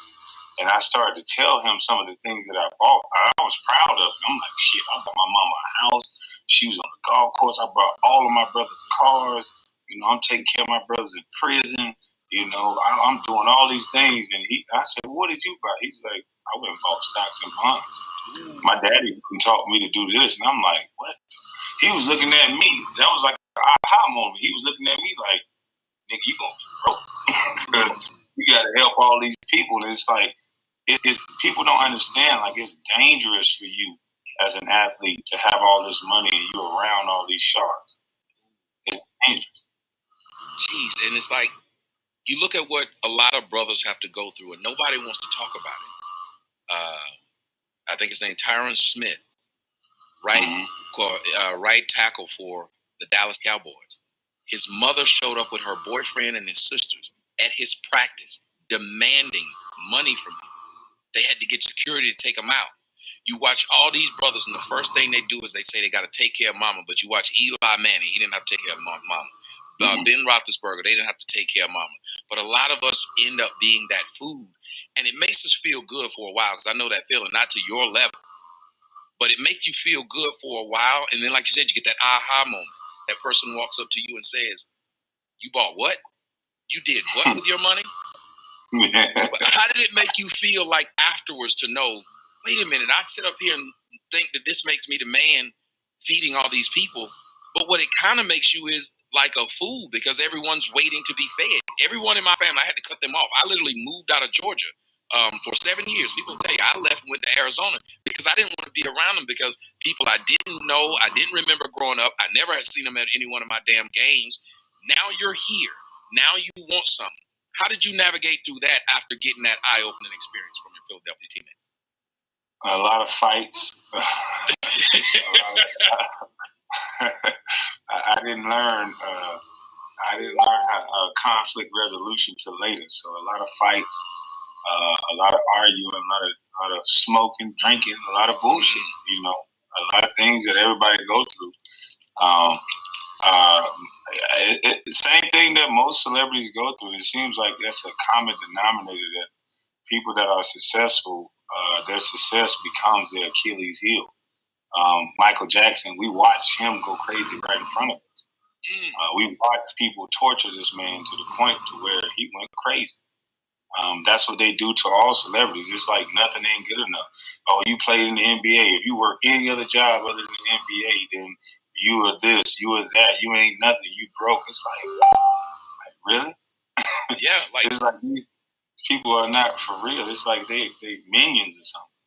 Like, here's the thing I deal with. I don't know if, again, your level would be different than mine, but I think what the part that bothered me is the more people I spoke to, Tyrese and I spoke about feeling like people don't care about your emotions. They don't care if you're sick.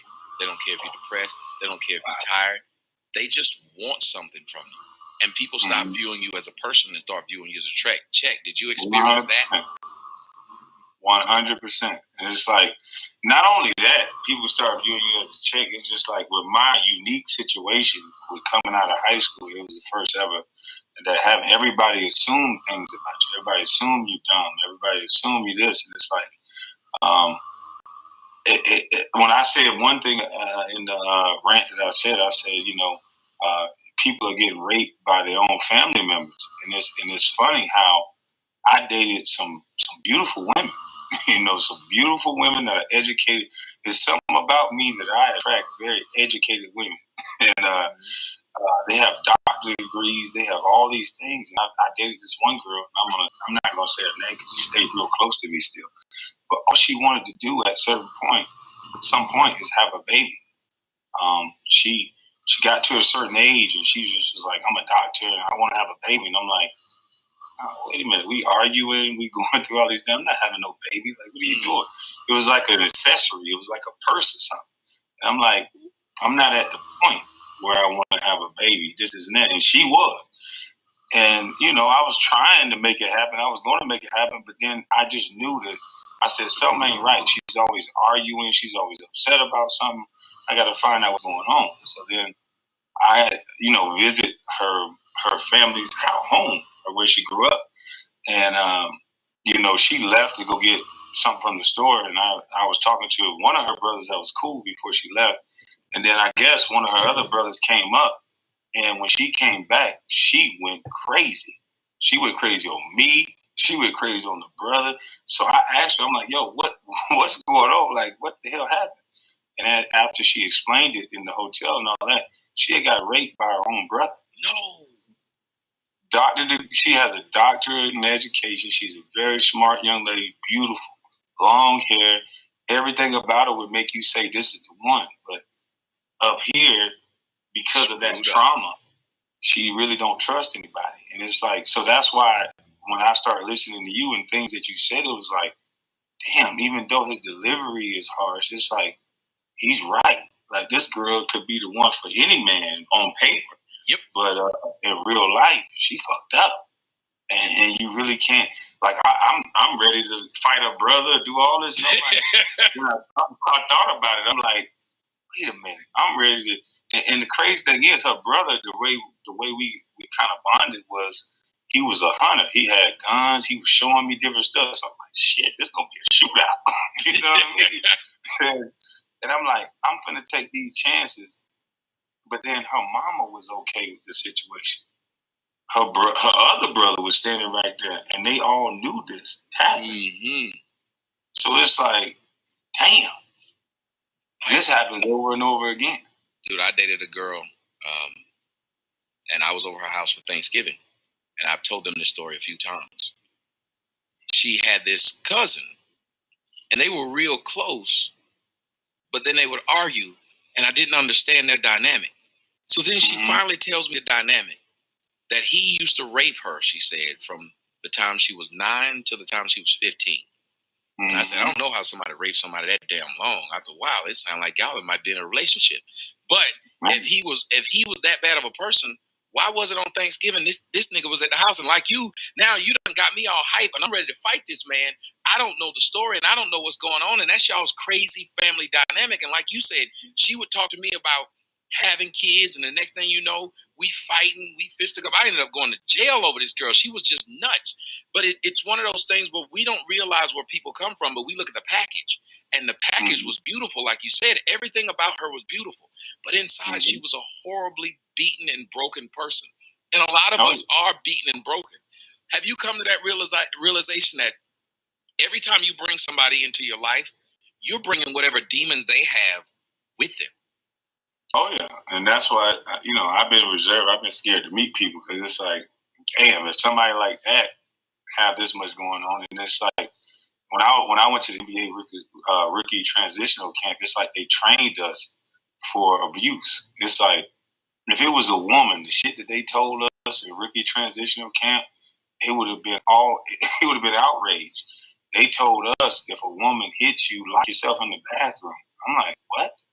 Wow. I'm a big, strong dude. I gotta lock myself in a fucking bathroom? Are you kidding me? I can do all sorts of things. Right. But why can't I just call the cops and get her out? No, she can say this. Like, they trained us to take abuse from women. And you see how that's gotten. Your boy just came out that this girl lied on him and everything. The actor Johnny Depp. I don't know if you noticed. Johnny Depp, the tape came out. She was whooping his ass. Mm-hmm. And he had to take it for fear of how it would look, and she still turned on him. Yeah, I mean that's what goes on every day. Like I tell people all the time, if you have children, like I have children, if I let one child do whatever she or he wants to do, and I have another child and I raise this child up under rules, then that child that I didn't give any rules and guidance is going to become the worst motherfucker in the world. And that's what's happening to some of these women. They learn to manipulate the system. They torture good guys. The only people they can't torture is thugs. That's why they keep fucking them and having babies, because they know they're going to knock the shit out of them and put them in their place. So it's okay for that to happen because they think they deserve that. Every media outlet, everywhere they go, they need a real man. They need somebody that'll put them in their place. What you mean by that? I can tell you shut the fuck up, but other than me putting my hands on you, what is he gonna do? I can tell you shut up. Thugs really gonna make you shut up. Right. They don't have nobody you can call to fire them, so they gonna make you shut up. Yes, and it is funny that they will claim like you will see songs like Destiny's Child when they said they need a soldier. I don't know what the fuck that mean. Look at what he was in the military. I'm not understanding. You need a soldier. What is he doing? And then they're selling this to these young girls, and they will say, you see, K. Michelle said something like that. I like thugs, and all of them say I like thugs, and what comes with that thugs is usually, I guess, maybe the discipline they didn't get when they were young from a father or a loving figure. Do you think that a lot of these black women have just gotten to a point where they've misconstrued what love is and what, like, that has made up for this thug who lays down these rules and puts his hand on them, has substituted themselves for the daddy that they didn't get? Well, I think it's both. I think it's me being a child in that situation. Like, I always yearned for my father. Like, no matter what my mom said, I always yearned for my dad. Like, it was some things that I was insecure about that only a man could show me. So I'm not trying to, just bash women. I understand that a lot of the situations that go on is because you can't really work with them, and I wish they would allow us to work with them. But if they would just receive it in a way, and maybe I could present it in a way that I was a child that saw coaches, I saw what really went on in these situations, and they know that it's not nothing strong about being a woman alone with a child. Nobody sees it like that in real life. And they know it. That's why they guard it and protect it with so much venom when you say something different. That's why the media and everybody, they know women are going to spend their money. They know the kids are going to go to prison. This research now, you can't, if you're so educated, there's research now that you can show the prison, the pipeline system, all of these things that are negatively affected by you doing this one thing wrong, which is having a child out of wedlock. Yes, sir. Hey, ladies and gentlemen, we got my man KWAME Brown on the line, and I gotta ask you one question. You gotta do me a favor because it'll make me feel good. Tell me and the audience either the most memorable, the funniest, or the one that made you think story of your interaction with Kobe Bryant. Just the one that stands out with you, since a lot of people are doing their memoriam of Kobe. What is the interaction with you that stood out, that might be the funniest or the most poignant that you had with him? I remember I was injured. I was real injured for this game. I think we was playing Houston Rockets and they had Yao Ming. I needed to have shoulder surgery and ankle surgery that year. A lot of the time, like, I got a competitive problem. Like, a lot of the times they show you I couldn't dunk a basketball and all this stupid shit. I needed ankle surgery and shoulder surgery in the same season, and I elected to play. You giving me $8 million, might as well. That's how I thought about it, But I do appreciate some of these younger guys taking advantage of getting all this money and taking advantage of your body and not allowing teams to use you. Myself, I was like, I was still up under that old system.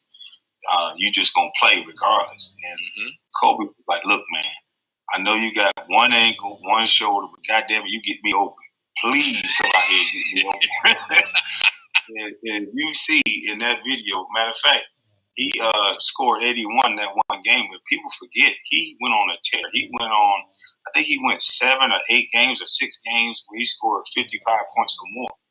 And I think I was in every one of those games. I was getting them open in every one of those games on one ankle and one shoulder. I was on Anderson. I was on all kind of anti-inflammatories, all kind of things to even walk. My ankle was so big I couldn't even get out of bed. But you have guys like Stephen A. Smith talking about bona fide scrub and he can't dunk. I laugh because Stephen A. Smith gets paid for that. Yeah. But and if you would ask Stephen A. Smith, I never came up to him. I never disrespected him, even when it was some of my guys in the club ready to do him wrong. I'm like,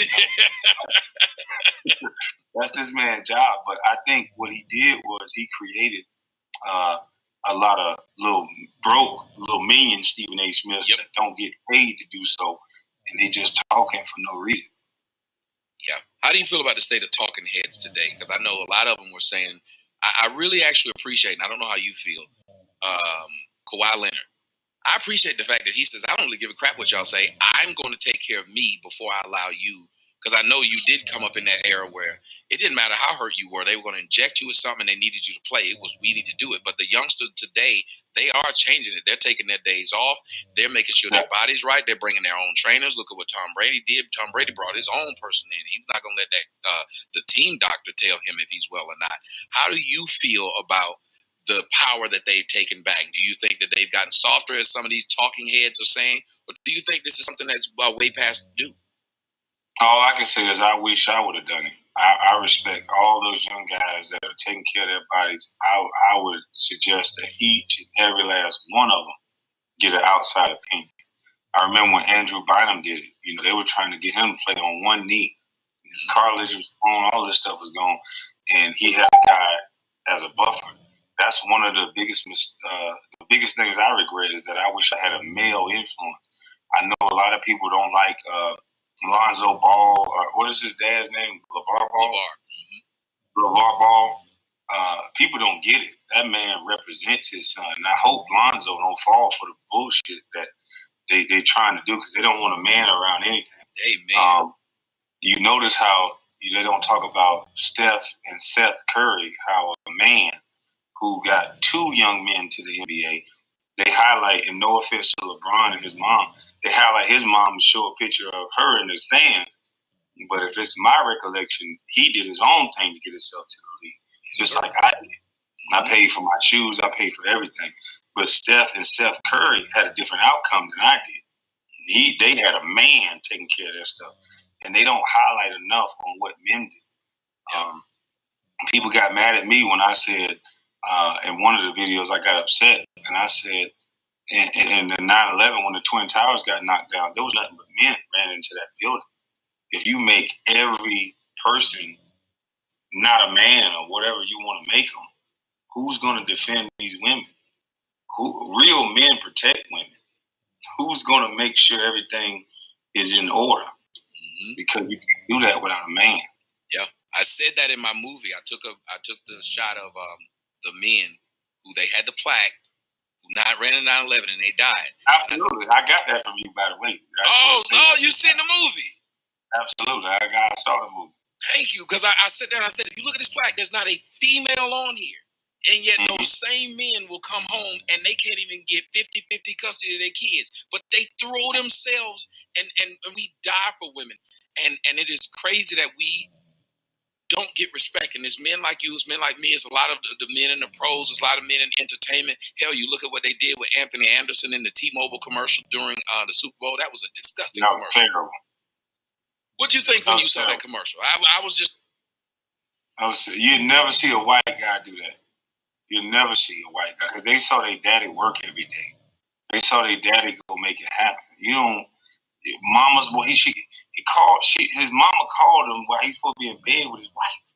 Called him in the middle of the night. Hey, mama. It's like what? And where was she at though when she called him? At the club. What your mama doing at the club? Your mama in her 60s. She in her 70s, because Anthony in his 40s or 50s. She in her 70s at the club. And they will never do commercials like that. They do the chunky soup commercials with the black players. It's always they mama up in there. They mama getting smart, like Saquon Barkley mama got the players told when they said something. And it's always, I got to ask you, why do you think they continue to show black women in that angry, disruptive way? And why do black women, in your opinion, accept that characterization? Because they got to feel good about something. I think they feel bad. Like I watched my mom cry. She did that front before she got saved. She did that front in front of the world and act like she was all put together. When my daddy went to prison, and my daddy was a real nigga. He went to prison for 30-something years. He went to prison when I was 5. He just got out. I think women put on this front in front of everybody. But I had the unfortunate sight of seeing my mom cry. I saw her cry all the time when no one was looking. Plies made the song Crying in the Shower, and I think he was absolutely right. And, you could tell I'm one of them kids that got my ass whooped a lot because I talked a lot and I asked a lot of questions. So mama whooped my ass a lot. So I asked too many questions and I saw too many things. And those things I saw let me know that she's human. And I think women feel vulnerable when you see the truth and they don't like it. I think a lot of us don't know how to process that. And I think it turns us into not very good mates. I always tell women, I'm not a very good mate because, one, I didn't see very good relationships at home. And it's hard for me to treat a woman well if the woman who I looked at as my queen, my everything, I saw her get mistreated by dudes.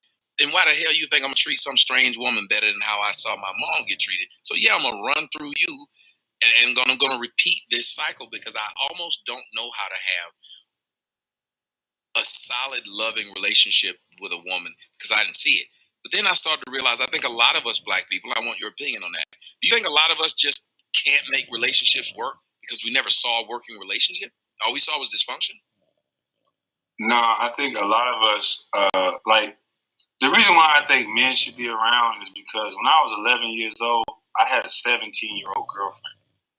And when that 17-year-old girlfriend wanted to have sex with me, my 22-year-old brother said, you better have sex with her. So then they put me in a room and try to make me have, I'm 11 years old, I don't know what the fuck I'm doing. So you put me in a room and say, are you gay? You better have sex with this girl. And a lot of times, a lot of situations are forced upon young black men. Like I said, I got picked on for reading. I got picked on for being a virgin. A lot of things we pick on people for doing the right thing.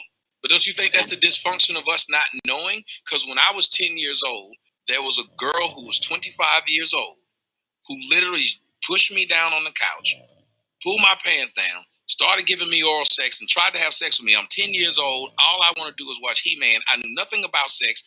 I ended up running out of the house. I told that story as a 33-year-old man. When I was 33, I told that story first time publicly. Do you know the majority of men told me I was a faggot because I didn't like it? My brother told me that. My brother laughed at me when I told him that a girl, I was same year, 11 years old, a girl pushed me to the gate, made me suck her titties, do all that. She was a big old woman too. Made me do all kind of stuff, but I won't say her name, but she know who she is. She's still around. She made me do all, it was two of them too, two big blocks. Two big body broads. All kind of stuff. And it's like, my brothers laughed at me, and it's like, nigga, like I didn't know nothing about that. Mm-hmm. You know? And that happens all the time. But I will say, when my father was in the home, it was structured. Thank you. I don't give a damn how tall you were. If you was old enough to put your arm out like this, he had you carrying some wood. He had you doing something involving work because he let you know you can't stay here free. Mm-hmm. And I think a lot of times little kids see their mamas laying around on couches not doing anything. Everything's still paid for. Everything's still taken care of. And you can't let little boys see that. That's the worst thing you can do is let young men see that because they don't know the ideal of work. This is really sad, ladies and gentlemen. We got KWAME Brown on here, former #1 draft pick in the NBA. Now, let me ask you. I heard you talk about the one and done people. How do you feel about one and done versus going straight to the NBA? Because I honestly think they don't have a problem with white boys when they go straight to Major League Baseball out of high school. They never try to stop that. They don't stop the tennis players, which is mostly white. They don't try to stop the hockey players, which is mostly white. How do you feel about the one and dones? Do you believe they should let more players do like you, or do you think college is necessary? Well, they're about to lift that ban because they can't make that excuse no more. Your top players are guys out of high school. Yep. Or either one and done guys. I mean, they didn't learn nothing going to school for 6 months. They didn't learn anything. Right, like what the fuck was Zion doing on campus? Seriously, what was he doing on campus for 6 months? Getting drunk and having sex. The basketball part is gonna take care of itself. Yep. You know, I'm a release what happened with me in my book. Like I said, I never complained, never did none of that. But you've never seen a #1 pick with the minutes I played and the things that in the situations that I've been in. They're unique situations. So to say that I'm something that has never been able to be measured up against something else is weird. I don't think I can ever would have measured up to somebody's goalpost that they set for me for being a #1 pick because Michael Jordan wasn't the #1 pick. So if he wasn't the #1 pick and he's the best ever, then you better be motherfucking God out here on the court. Otherwise, we don't want to hear nothing from you. So, like when they were talking about you, I said, "Do you understand Kobe, who y'all are telling me about? I think he was the 13th or the 14th pick out of high school, wasn't he? Mm-hmm. You were #1. Mm-hmm. You were #1. That's something that no matter who they are, every year is only one person can say that. When you talk about yourself, and I know you said right there, you said bust life. How does it make you feel, honestly, when people say that? Because I don't know how a 12-year NBA veteran is a bust. Maybe I'd understand in a year, but 12 doesn't sound like bust to me. How does it make you feel when they use their measuring stick to measure what your life was supposed to be? I don't feel anything. That's what I tell my kids. It's like, people gonna say whatever. If this is a free country, like we say it is, you gotta let people say stupid shit. And you can't do nothing about that. Any person of substance, any person of means, you're gonna have opposition.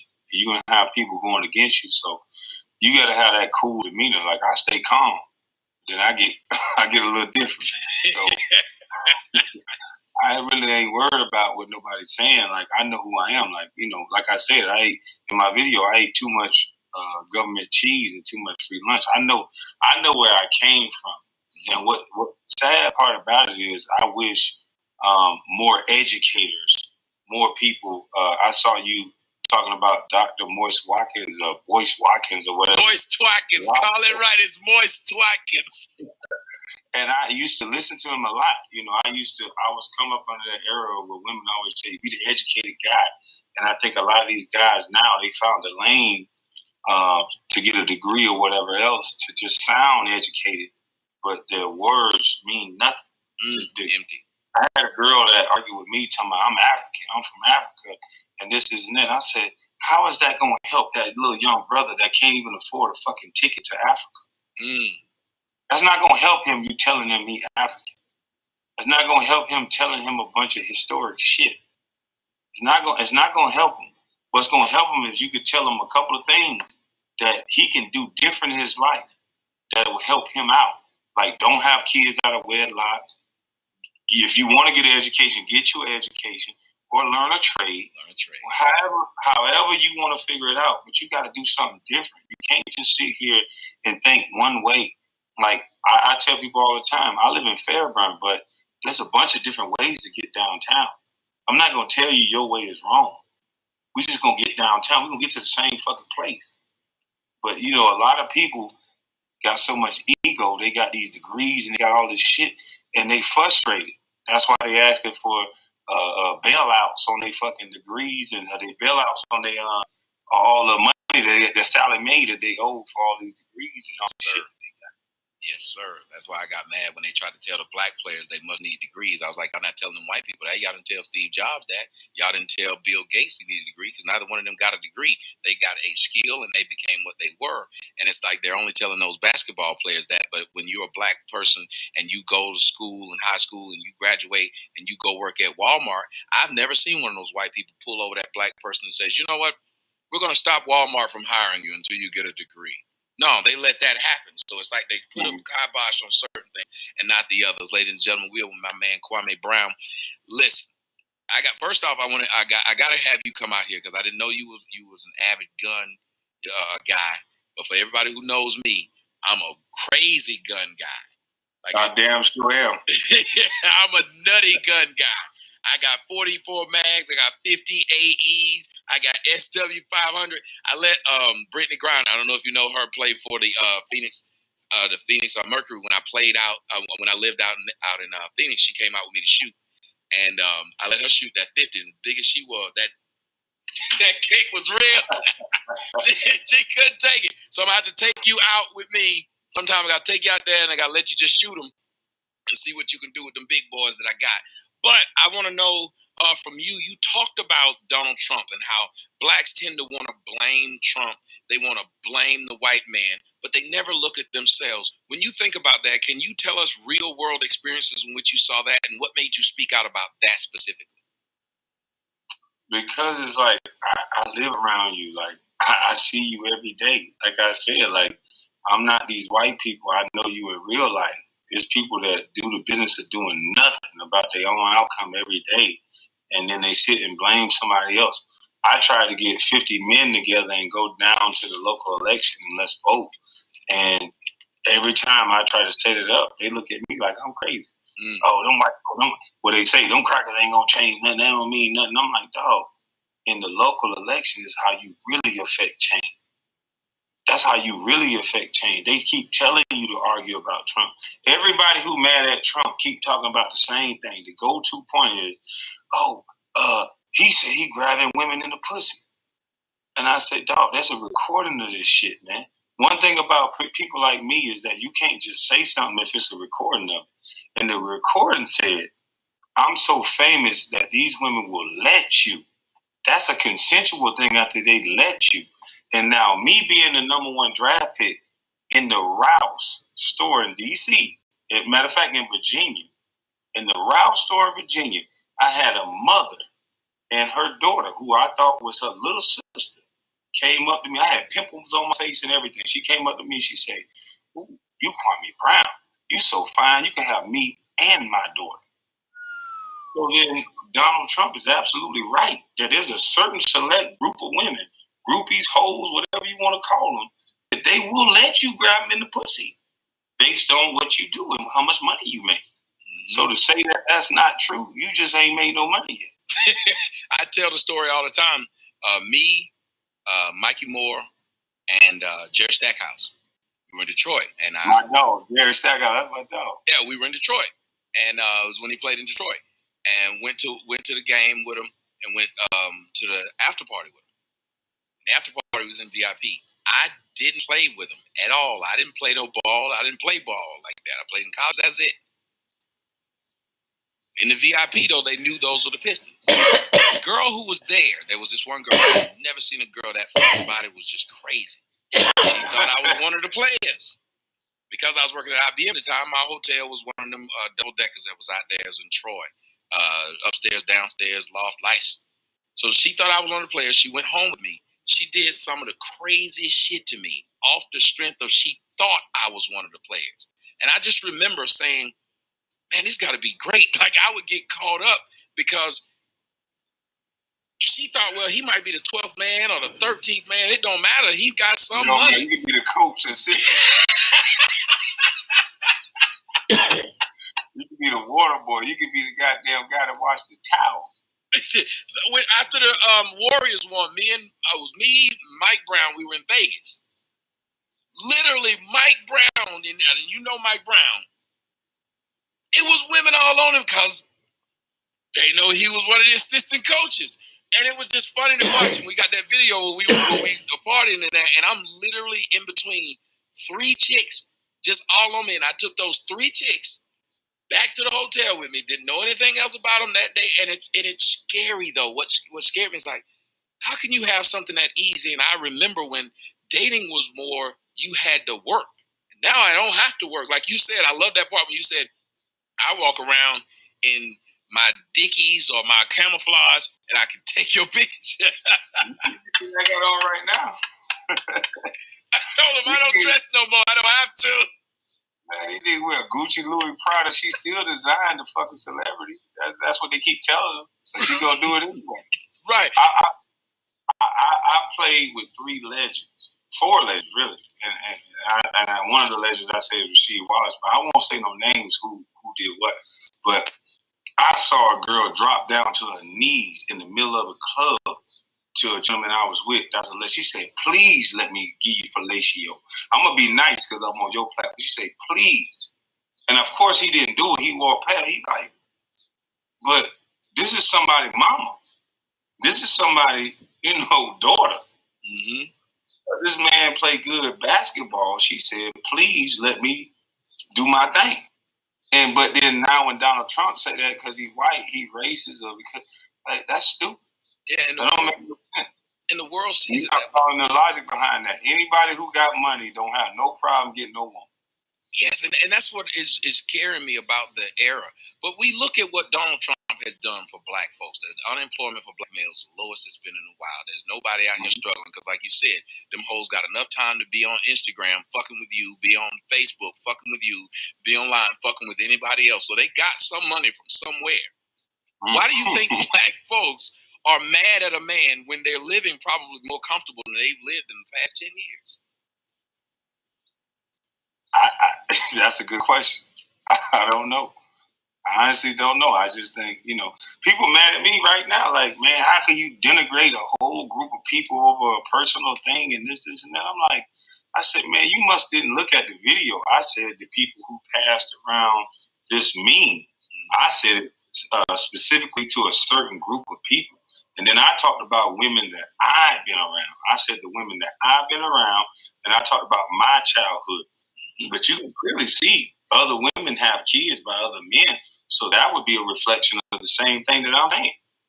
So you got to let the children that's in these situations start telling the truth. They are telling the truth through their rap songs. Tupac said it the best.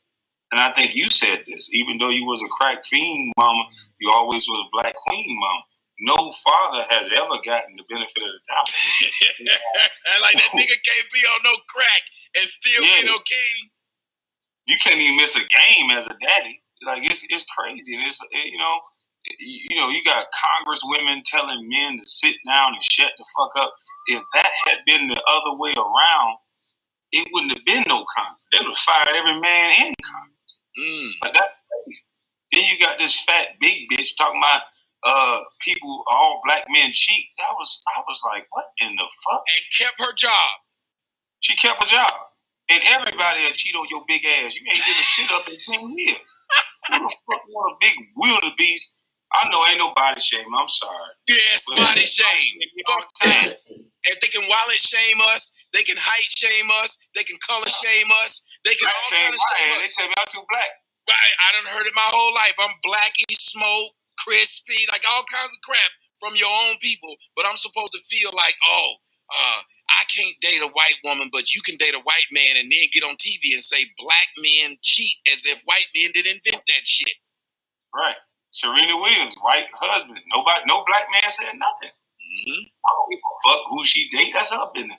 That's why I said on my other live, I said, man, y'all keep up with the Kardashians better than you keep up with your own children. It's crazy. It don't make no sense. Every TV show you watching reality TV that's scripted. How does that make fucking sense? I know I'm the dummy. I know I ain't educated. You watching reality scripted TV and you smart. And get up every day to do it. Like you said, I watch these people. They know everything about my life. They know everything about your life. I remember I was told I can't say the truth because, well, you got kids out of wedlock and your mama had you out of wedlock. What do you think about that constant trying to find reasons why this person can't speak the truth and that person can't speak the truth? It doesn't matter who's speaking the truth, I thought, as long as it's true. Why do you think they do that? They will pick and choose. Like, they will pick you apart to say, you can't say what you're saying. Oh, when my math teacher taught me the KISS method, what she said it was keep it simple, stupid. I think to keep it simple, they just mad at you because you tell them the truth. It's the truth. Ain't nothing else you can't argue a fact without outrage. You got to get mad. Yeah. Because ain't nothing you can say other than that that's going to make sense. You got to get mad and turn it into something else. And I always say that because the thing is, if you accept the truth, with accepting the truth comes, you have an option now. You will change or you don't. Yeah. You can't do anything else. So for them to not work means that, well, if I deny the truth, I don't have to fix anything. Because once you say, your car doesn't work because it needs a new battery. Nigga, you get a battery or you get an Uber, but you can't deny it now. Right. If you deny it, you can say it was somebody else's fault, somebody didn't do something, maybe it's this, maybe it's that, and you can sit there and debate it, but you never have to work at it. And from a man who had to work as a young kid, because this doesn't make sense. I don't think anybody can understand what you dealt with in real life. We deal with playing either the game of life or Monopoly, to be perfectly honest. You as a child, 19, 18, offered the amount of money that the majority of people who've worked for 60, 70 years till they die will never make. How did you deal with that? And how have you gotten to the point where you are, to the point where you see life in this manner? Because you were playing with Monopoly money. You were in a world that none of us will ever be able to speak on or deal with. How did you get to this place where you're this grounded? Well, the place that I got where I was grounded was before basketball. Like, I had a grown man teach me. Like, when my brothers went to prison, the back end to that story was there was a 70-year-old man that was still working. in a green truck named Mr. Mosley. He had no teeth in the front. And he told me the truth. And more kids need to hear the truth. I had to imagine a 14-year-old sitting on the porch. He told me the truth. He said, let me tell you something. Your brothers went to jail. Nobody give a fuck. He told me just like this. Nobody gives a fuck. He said, these men will come around and have sex with your mama. When she needs something, they will come do whatever. You got a decision to make. You can cry and bellyache, or you can figure something out. And I said, I want to figure something out. Tell me how to do it. He said, he said, I got to go to work. I go to work every day between 5:30 and 6 o'clock. He said, I'm not going to tell you the time that I'm going to stop. He said, I'm not going to tell you the time that I'm going to come by your house. He said, but I'm not going to stop. He said, if you're not out on that porch from 5:30 to 6 a.m., if I don't see you when I roll by, I'm going to leave. And then you know your mama ain't going to get nothing. And she'll be left to what you know she's going to be left to. And right, that made me a man. God. Ladies and gentlemen, we are with KWAME Brown, from former NBA first-round draft pick right out of high school, when many of us were drafted straight to Chick-fil-A right out of high school. Nigga, I was drafted to fries at McDonald's, bitch. No, but I worked at McDonald's too, though. No, but that's what people don't understand. Like, people looking at me, I said, do you understand that even in college, I had to do some of the crazy stuff just because my parents, my mom, who was a single mom, she had not a dime. When I got ready to go to college, I told her, go to Georgia Tech. She said, congratulations. I don't know how you're going to get there. 18 years of child support from my dad, not a dime left over, not a penny left to get me anywhere. What do you think about these women? I know you spoke about these women putting these men on child support. And there was a meme that went around. I don't know if you saw it, but it's the sickest meme I've ever seen. Although logically it kind of makes sense, which is fucked up too. The woman said, why have all your children by one man when you can have all your children by several men and get a big chunk from each one? Because if you have a bunch of children by one man, every time he gives child support for them, it's going to get lower because it's only one source. Logically, what she's saying does make sense. You get a full check from each man. Emotionally for the children, stability-wise for the kids, because I remember growing up with me and my brothers, we would argue. One of our daddies was black as hell, one of our daddies was broke as hell, one of our daddies was ugly as hell. The sad part is my daddy was all three of them, but that's neither here nor there. But the point is, why don't these women understand the damage that's being done, especially to men like us? Because we got to figure out how to be men on the fucking fly, because there wasn't one there. I mean, to me, it's like they don't care. They're being incentivized to do what they're doing. So why would they care? They don't care. Like, there's no backlash to a woman having a child. There's no nothing for a woman doing anything that we do. There's no accountability is the word that I'm looking for. So it's like, what do you mean that I'm not a queen? What do you mean? It's like, we could do the same exact thing. I know they complain about how we can have sex and we could be called a man and they can be called a whore. But if we have sex and we have a baby, that's a whole different story. Yep. We have no rights. We have no nothing. And like you said, there's no accountability with the money. There's no accountability with anything. Men are we're just cash crops, I guess. And it's a sad situation that we have to go through this. If there was something that you could say to women, because people think that you and I, or people like us, hate women. That's not the case. It's just you get to the point where, with me, I got to the point where I realized I still get to fuck them if I tell the truth. So I don't have to lie. There was a time when I was young, I was like, well, if you lie to them, that's how you get them. And I said, they don't give a shit. If I still got what I got, I can say what I want. They still fuck. So I start telling the truth, not because I'm trying to use them, because I want them to be better, not even just for me, but for other black men and other people society-wise.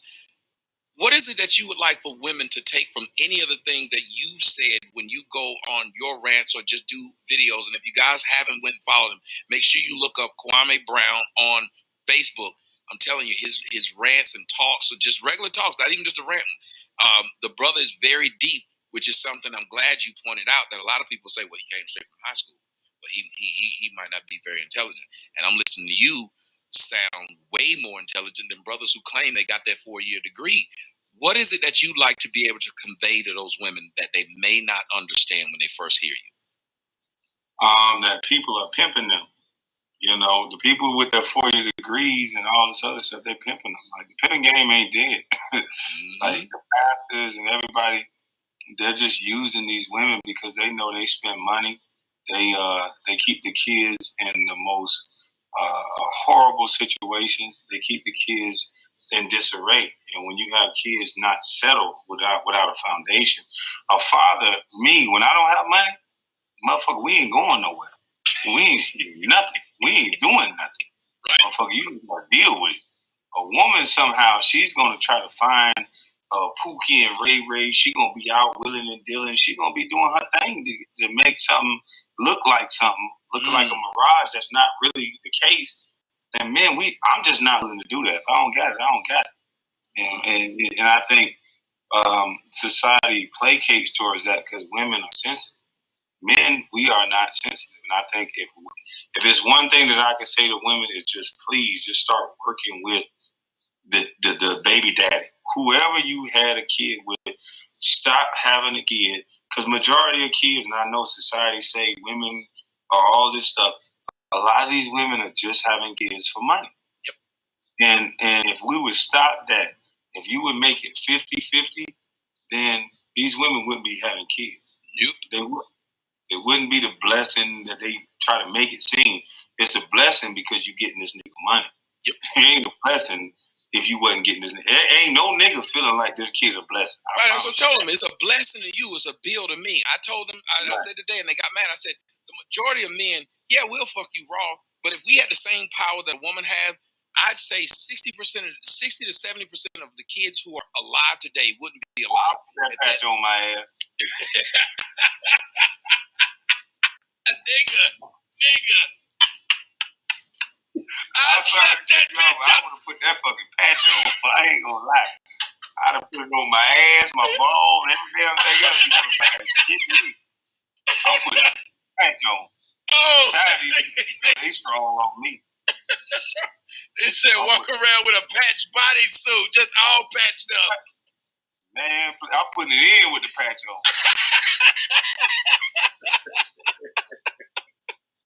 But it's sad, but I think men would be more responsible if we had that ability. I think that's why they won't give us that ability, because they know, yeah, we understand it feel good when I'm in it, but as soon as I get through, I'll be like, ooh. But Tom, you gotta understand something. Do you know the ugly truth that would be exposed if they give men the same options as women? What's that? They're not gonna do that. That would be, there would be women lining up in the street crying, like I said on my video. What a lot of people didn't want to take accountability for is that what I said was true. There was a government shutdown. I can't dictate who do what and go where. I rode by, I saw this shit. It was wrapped around the goddamn corner in the parking lot. If you made it 50-50 where a woman had a child and they can go to jail for the same thing we go to jail for, shit. Mm-hmm. Man, you'll need 10 more. You'll need 10, 20 prisons in every city for women. Your Wright Street would be. They'd have to put women over there in Wright Street. They'd be all in Gwinnett jail. They'd be a South over in DeKalb jail. It'd be full of women because women are held to the same fucking standards that men are. They don't even. And I said, what's messed up is I did a video and the man said, you know, women have the option to, if they don't feel like they can raise the child, they can leave it at the fucking fire station. They can leave it at the hospital. A woman who gives her kid up for adoption, nobody ever says, you a deadbeat mom. You didn't give a dime to that kid. Man walks away from a kid, they killing him. Even if he paying the child support, they still kill him. You a deadbeat. That kid needs you in his life. Well, what about these women who able to just willy-nilly kill a baby because they want to? So if you didn't lay down with Kwame Brown, if you laid down with me, you know you ain't gonna get no really big check. So you fuck around and you have an abortion. But you lay down with Kwame, you having that motherfucker. It don't matter if you knew him for 10 minutes. That shit over with. Now don't tell them women that now. That shit over with. Say them days are past. That shit blast for the past. That shit over with. Nigga, they know it's a savings account. They trying to get into that. They trying to get into that motherfucking pension check. They trying to get it. I ain't take it yet.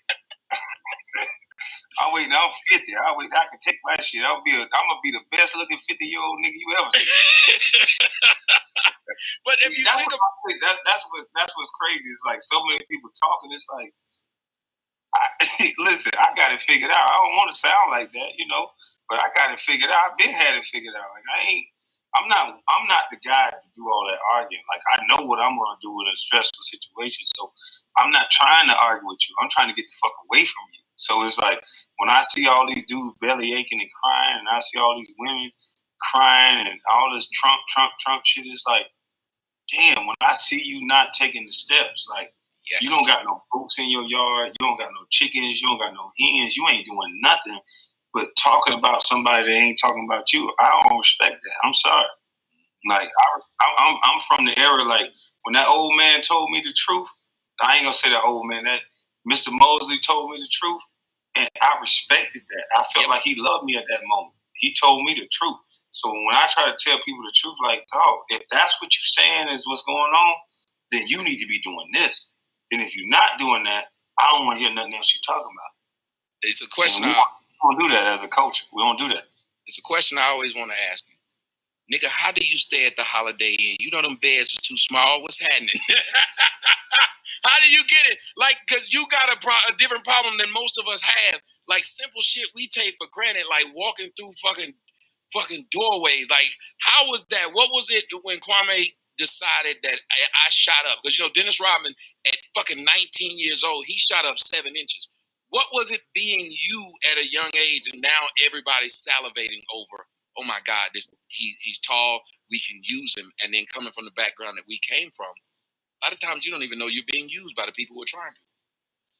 Right. Well, I was going from the beginning. I was a point guard when I was in the when I was in the 8th grade.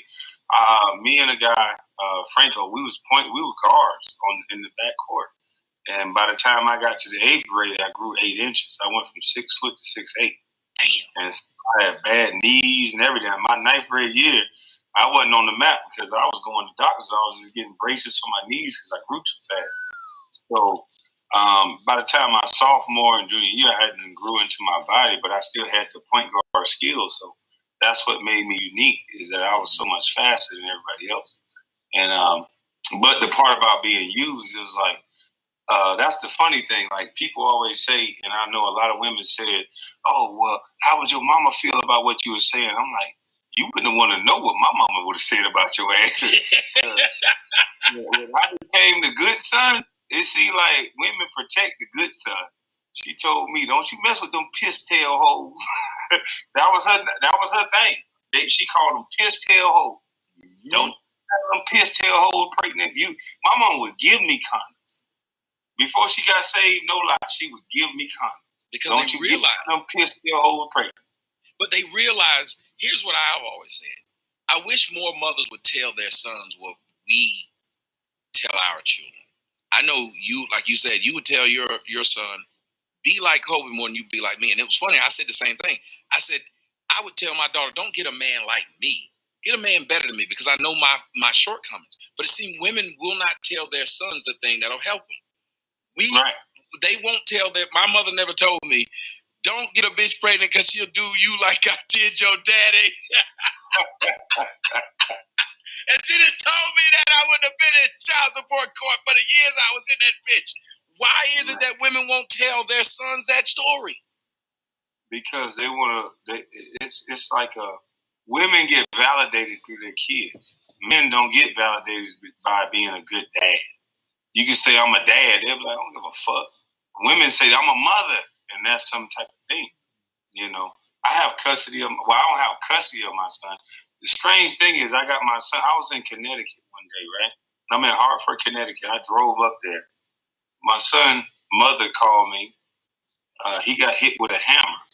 She's about to send him to jail because she cornered him and said, "You about to get me arrested, and my other son's about to lose their mama." So when the fire department, she had so much strength, she made the fire department and the police get out. And she cornered my son and said, "I'll fucking kill you in here." After she hit him with a hammer. And so I said, "Oh shit." So when she called me, I drove all the way from Connecticut to Florida, damn near Miami, Florida, to go get my son. I was there the next morning.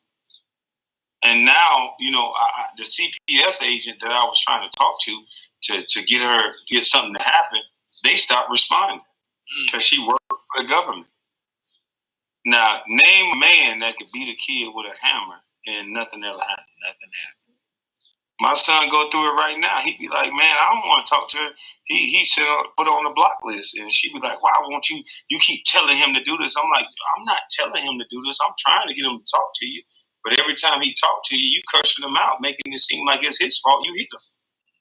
I don't know if you saw the show with my cousin when he was on here talking about how he married this woman. Woman took his house. Woman took half his shit, got his kids. And then he ended up having to wait like 3 years before he could actually get them back. During that 3 years, this woman lost the house, had the kids living in a trailer, had both of them failing school. And like he said, when he got them, they wanted to come. They told the agents, "I want to go stay with my dad." But these women are able to get along. He should not have had to wait 3 years of you seeing the fuck shit that they doing. The system is against men. We know why. My question to you is, why won't men stand up? Hold on one second. Hold on one second. Yeah. Ladies and gentlemen, if you guys are liking the show, please do me a favor and click that like button, click that share. Tell people what's going on. This is the show where celebrities go to let go. We are back on our 2013 and 14, and that's where we're going to stay. But we still have fun with the other people. If you guys would like to do a favor and hit that Cash app, it's up in the corner. It's at 365. We have 3.6 million people watching right now. If you feel it's necessary, hit that Cash app. 3.6 million hitting it for $1. Man, it'd be a nice haul for the show, man. And I'd like to thank Kwame Brown for joining us right here. If you don't know him, look him up. You see how humble the man is. And that, to me, is a hard thing for a person to do that has achieved what he's achieved at this level in life. To still be humble is amazing to me, because a lot of brothers would not be as humble as this young man is. And he's back on the show right now. But when it comes to us men, why is it we won't stick together? You see people like Chris Brown dealing with this shit, Tyrese dealing with this shit. Almost all of us are dealing with it, but none of us do what women do. Women get together, they lobby, they get on shows, and they talk about it. But us men, only time we talk about it is at the damn barbershop. Because we was raised by our mama that was going to make us different than every other guy that did them wrong. And so they keep trying to think that they can bash every other man, and they can talk about every other situation, but my son ain't going to do that. But then they don't realize that the shit that you're doing to your son, you're going to make him worse than everybody. But us men, we don't stick together. We don't come out and say anything for each other. We'll watch a man get dragged. We'll watch Nas. Like I say, you when a guy get, like when I was in that state of mind, my mom was living, like I never would say something like I'm saying now, because it would feel like I'm hurting my mama. And so you can't do that. I'm trying to be the man that my mama didn't get right with. So if you gonna hurt your mama, you're not gonna do that, right? You're not gonna do that. You ain't gonna hurt mama. I used to punch a motherfucker in the face before. If you said your mama, I'm ready to go. A lot of these dudes are like that, because it's like, that's all we got. They saw what they really saw with them coaches coming over. So when you say your mama, they never know what you really gonna say. It's like, nigga, what? And you never know if they gonna say, "I like your mama glasses." You still get mad, nigga. Why the fuck you like my mama glasses? Like, that's just the way it is. Yo, because it's crazy. Protect your mama. Yeah, it's crazy that we are, and you're right about that. I say you never see a schoolyard fight over your daddy. You start a sentence off your daddy, that schoolyard fight ain't taking place. But like you said, I've been saying that the thought is somebody will sit up there and say, your mama a hoe. You will whoop that nigga ass, and you got 9 brothers, and all 9 of them about different niggas. And you still you still be like, how dare you call my mama a hoe? Your mama done, you not tell me what? Your mama done suck this nigga dick. You still saying you can't call my mama no hoe. Yeah, all right. But I'm glad you said that because I never thought about it that way. Of we can't go against that because it's almost like we're going against the women. Is that why you believe the women say to us every time we do step out and say something like you or me? They say, "But your mama black." They don't have a real argument against it except your mama black. That's what it is, and that's why you never hear them say your daddy black, your son. Like I told a girl, and I said it in my life, your son black. You saying all these things, and you got all these. That's what lets you know what I'm saying is right, is that they're going to try to train their son. They think in their mind, my son is not going to be like the rest of them. And your son is going to be exactly like the rest of them. He going to think for a while that he going to help mama and he going to do this until he grows up, until he has a child by a woman, until she start playing games with his child and not letting him see his child.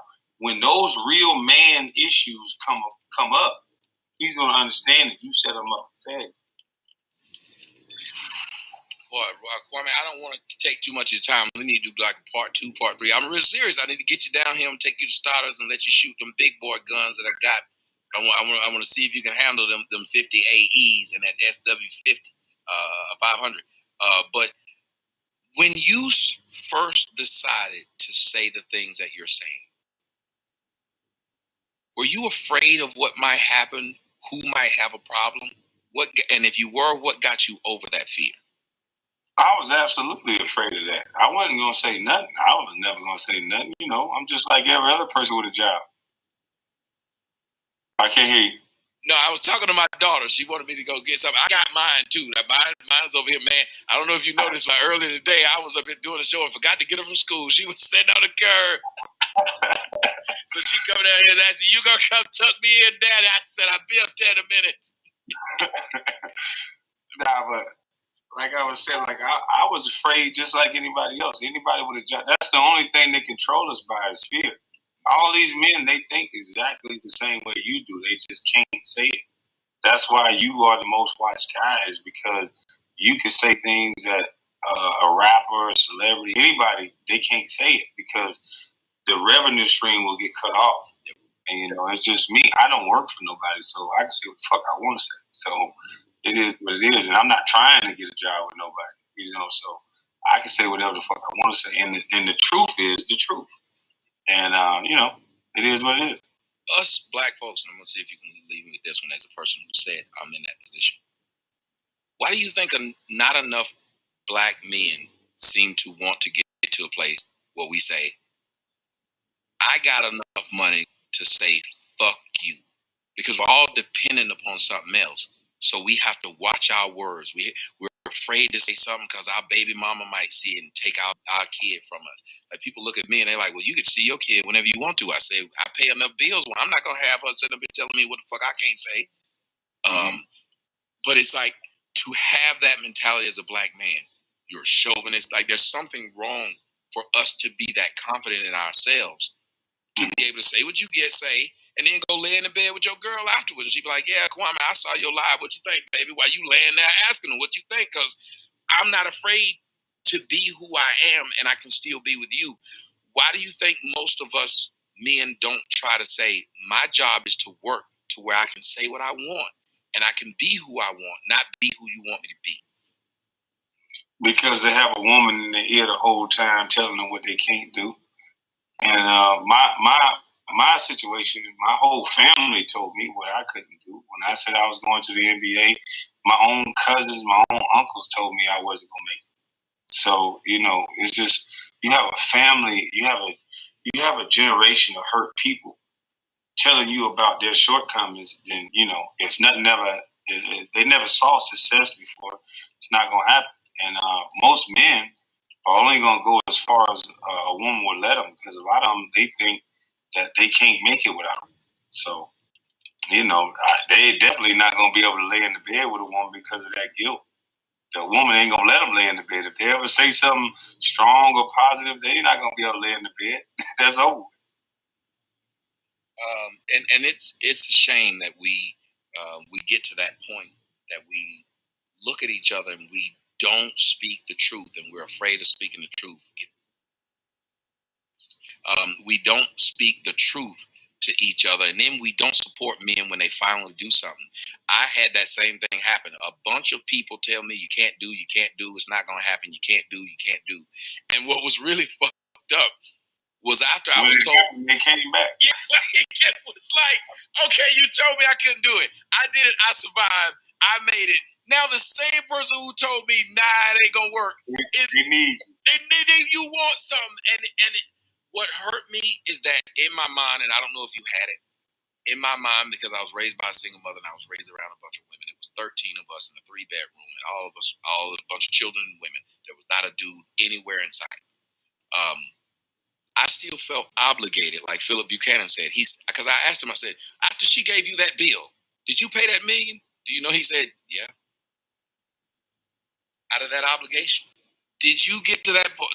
How did you get past it? Or did you ever have that obligation where you knew the person who's asking you for something wasn't even a supporter, but you feel like if you don't do it, they're going to look at you as a bad person, so you did it anyway. Did you go through that stage?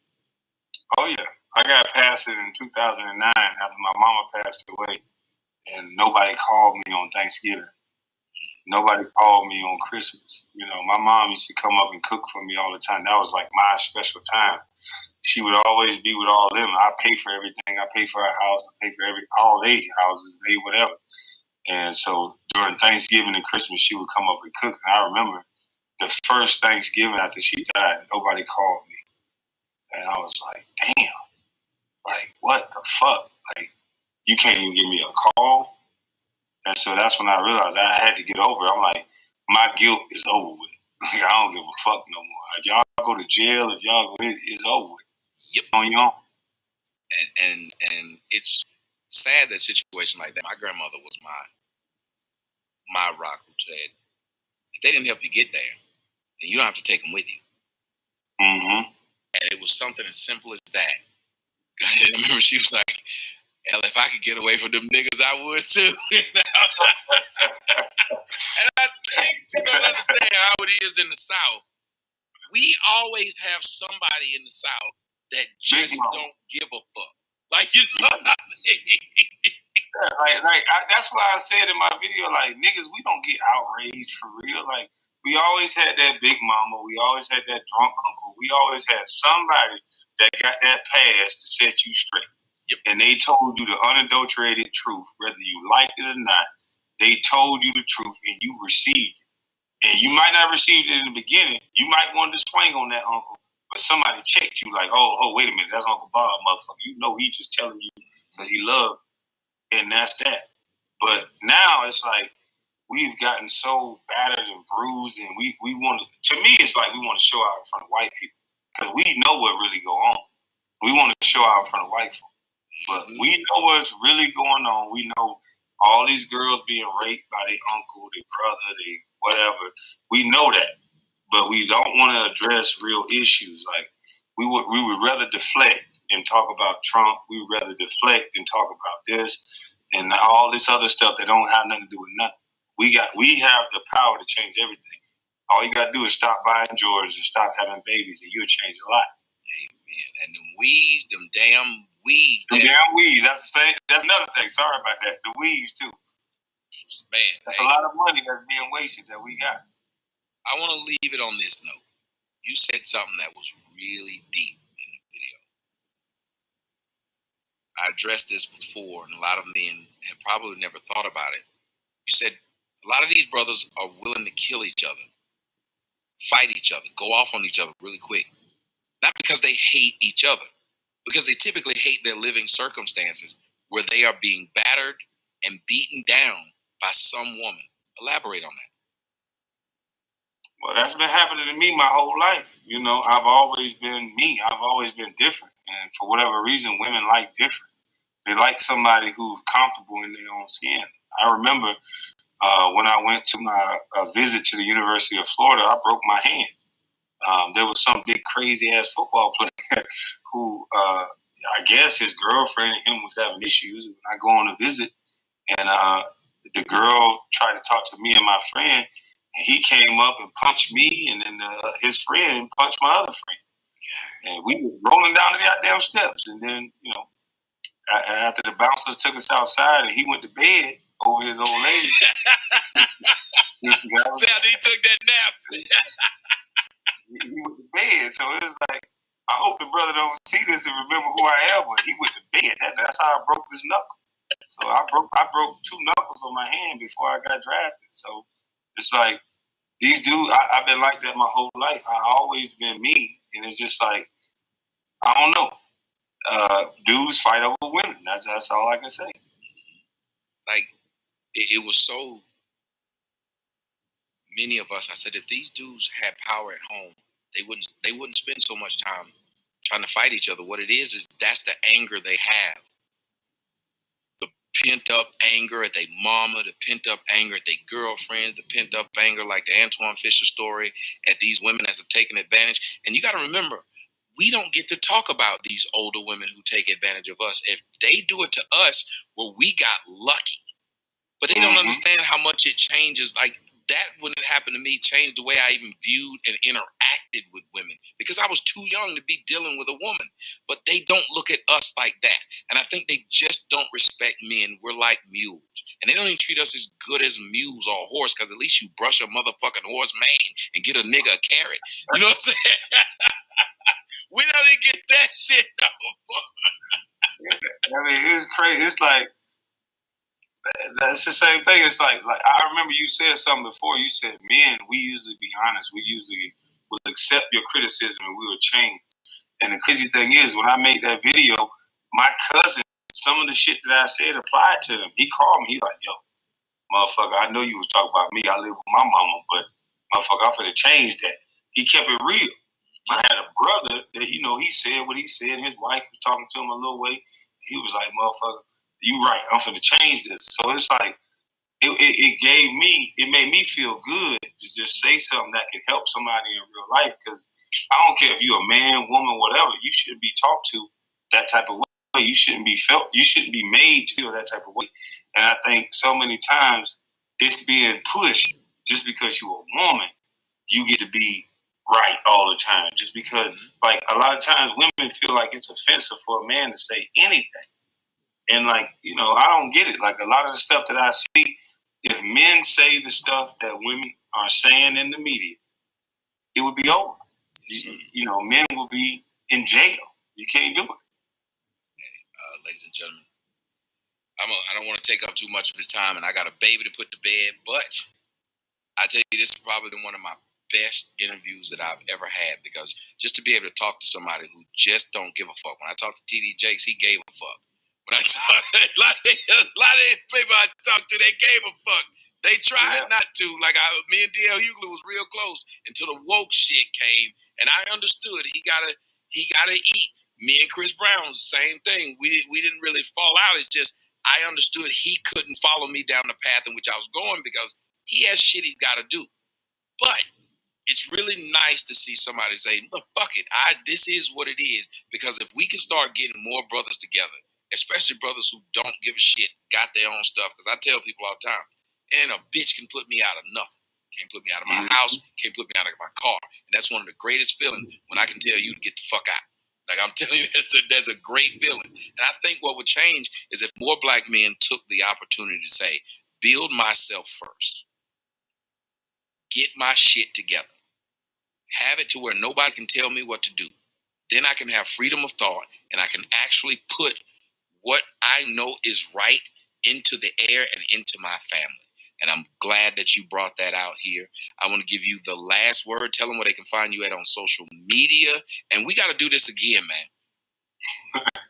Well, shit, I guess you can find me on Kwame Brown Bus Life. That's my YouTube channel that I never really use. I guess I'll start using it. You gotta start using it. We're gonna start doing some simulcasting. I'm gonna get you over here in the studio since you out here you in Georgia. I'm gonna get you out here. We gotta get you using that way more often because, dude, you spitting the truth. You spitting that fire. When I was watching, I was like, damn. Like I was just sitting up there. I was punching air the way you were speaking, and we need more men to be able to do that, man. Well, I just wish that motherfuckers would understand that. Like I said something in the video about the educated people. Like I know they're gonna get their little outrage and all that other stuff. A couple of things I said, but it's like the educated people is just like it's almost like they're using people because they make too much money off of them. Because my thing is that if you're an educated person, then there's a couple things you can tell people that will directly affect their life without a degree. Don't have kids out of wedlock. Like I listen to Larry Elder. I definitely listen to you. I listen to Larry Elder. I listen to Willie Williams. I listen to a lot of other people that influenced me in the way that I'm thinking. And some of the stuff I was already thinking this way. But Larry Elder and Larry Elder breaking things down to numbers. And like you can see the numbers. There's no way you can't hide behind it. The numbers say if you don't have kids out of wedlock, if you don't do certain things, you get an education, you get a job, you don't have to go to college to be successful. Yep. And that's the number one thing they're telling people. So it's like, it's a lot of frustrated people. It's a lot of people that just not living their best life because they're trying to live it the way somebody else told them to live it. And me, I just always lived it the way I wanted to. Yes, and like someone said, somebody in the comment section said they think numbers are racist. Numbers are racist. And the liberals have sold it to them that way. That's why I can't be a liberal. The liberals treat black people like they're dummies, and they will tell them, "Oh, don't pay attention to those stats." When the stats show the number one cause of poverty in the United States is kids out of wedlock at a young age. It literally is the number one cause of poverty. If you just stop that one damn thing, you won't have to worry about being impoverished because the only nigga you got to feed is you. The only person you got to clothe is you. The only person you got to house is you. And it's easier for you to live off minimum wage. But then you got somebody saying, well, we can't live off minimum wage. Hell no, because you got 3 kids. You shouldn't be in minimum wage at that point. But we don't want to talk about that because the numbers are racist. So you said they can find you on YouTube at Kwame Brown Bust Life. Where can they find you on Facebook? And do you have Instagram? Because you got to be getting to these thoughts, man. That's just what I do have Instagram. It's Quan Low, KWAN _LOW. That's my Instagram. And it's open for you to see. But I gotta get into the social media thing. I never did because I knew that motherfuckers wasn't gonna like what I was gonna say. So I never did. I knew that what I was gonna say was gonna get me into trouble, so I never did. You know? But now I don't got no fucking job. I don't work for nobody. So that's what I want to say. I'm smart enough to get in a hotel room. If you look, this is a hotel room. I'm smart enough to get a hotel room so you niggas don't know where I'm at. As I do, I let them shoot the wall, but it's messed up. They put my address out there and everything. I'm still waiting on the niggas to show up, though. I saw that. I'm waiting on them to show up, though. Like that, I think they realize it's. That is Rambo Jr. up in here. Yeah, because like I said, I've been waiting on some people to show up too, but you got to be the person on Facebook or Instagram where you don't never say nothing threatening. You always the one on defense. I'm always on defense. I'm like I say, I'm soft. I'm a pussy. I'm scared of everything. Right, I like that. You say I ain't. What you say? I ain't hard. I ain't no gangster. I ain't none of that. I ain't hard. I ain't no gangster. I just know some people. I said, hey, look, after a while, it gets tiring shooting that paper. Let's see how it does with you if you just want to do that. Oh, yeah, we going to show up at your... Okay, then. I mean, I can't stop you from doing what you want to do. It's free country. Just tell me I'm scared. That's all I'm going to tell you. I'm scared. I'm scared as fuck. That's why I got a white dog. I got a white cat. Arizona teach you to get cats with them damn scorpions. I want to get rid of them now because I enjoy it. It's just a headache. Hey, ladies and gentlemen, we got my man Kwame. Kwame, thank you for coming on the show, man. We got to do more stuff together. This is almost like talking to my brother. This has been like a fucking pleasure to me, man. Thank you so much for coming on the show. Well, I knew this was gonna happen. I'm a big fan. I've been watching you for a while. I've just been trying to stay off the internet, like I said, because I knew I was gonna say something, and I knew I was gonna say something that sounded like you. So I knew shit, everybody hates you. So I was like, God damn. When I saw it playing, I said, oh shit. They're gonna misinterpret what I say now because they hate him, but I don't give a shit. Well, what have you thought of the response that you've gotten since then? If it's been, what's it been? It's been moderate. I got a mixture of threats. I got a mixture of, but like I said, I tried to keep it towards the people that made the meme, that made all the stupid stuff happen. Like I didn't say all black women.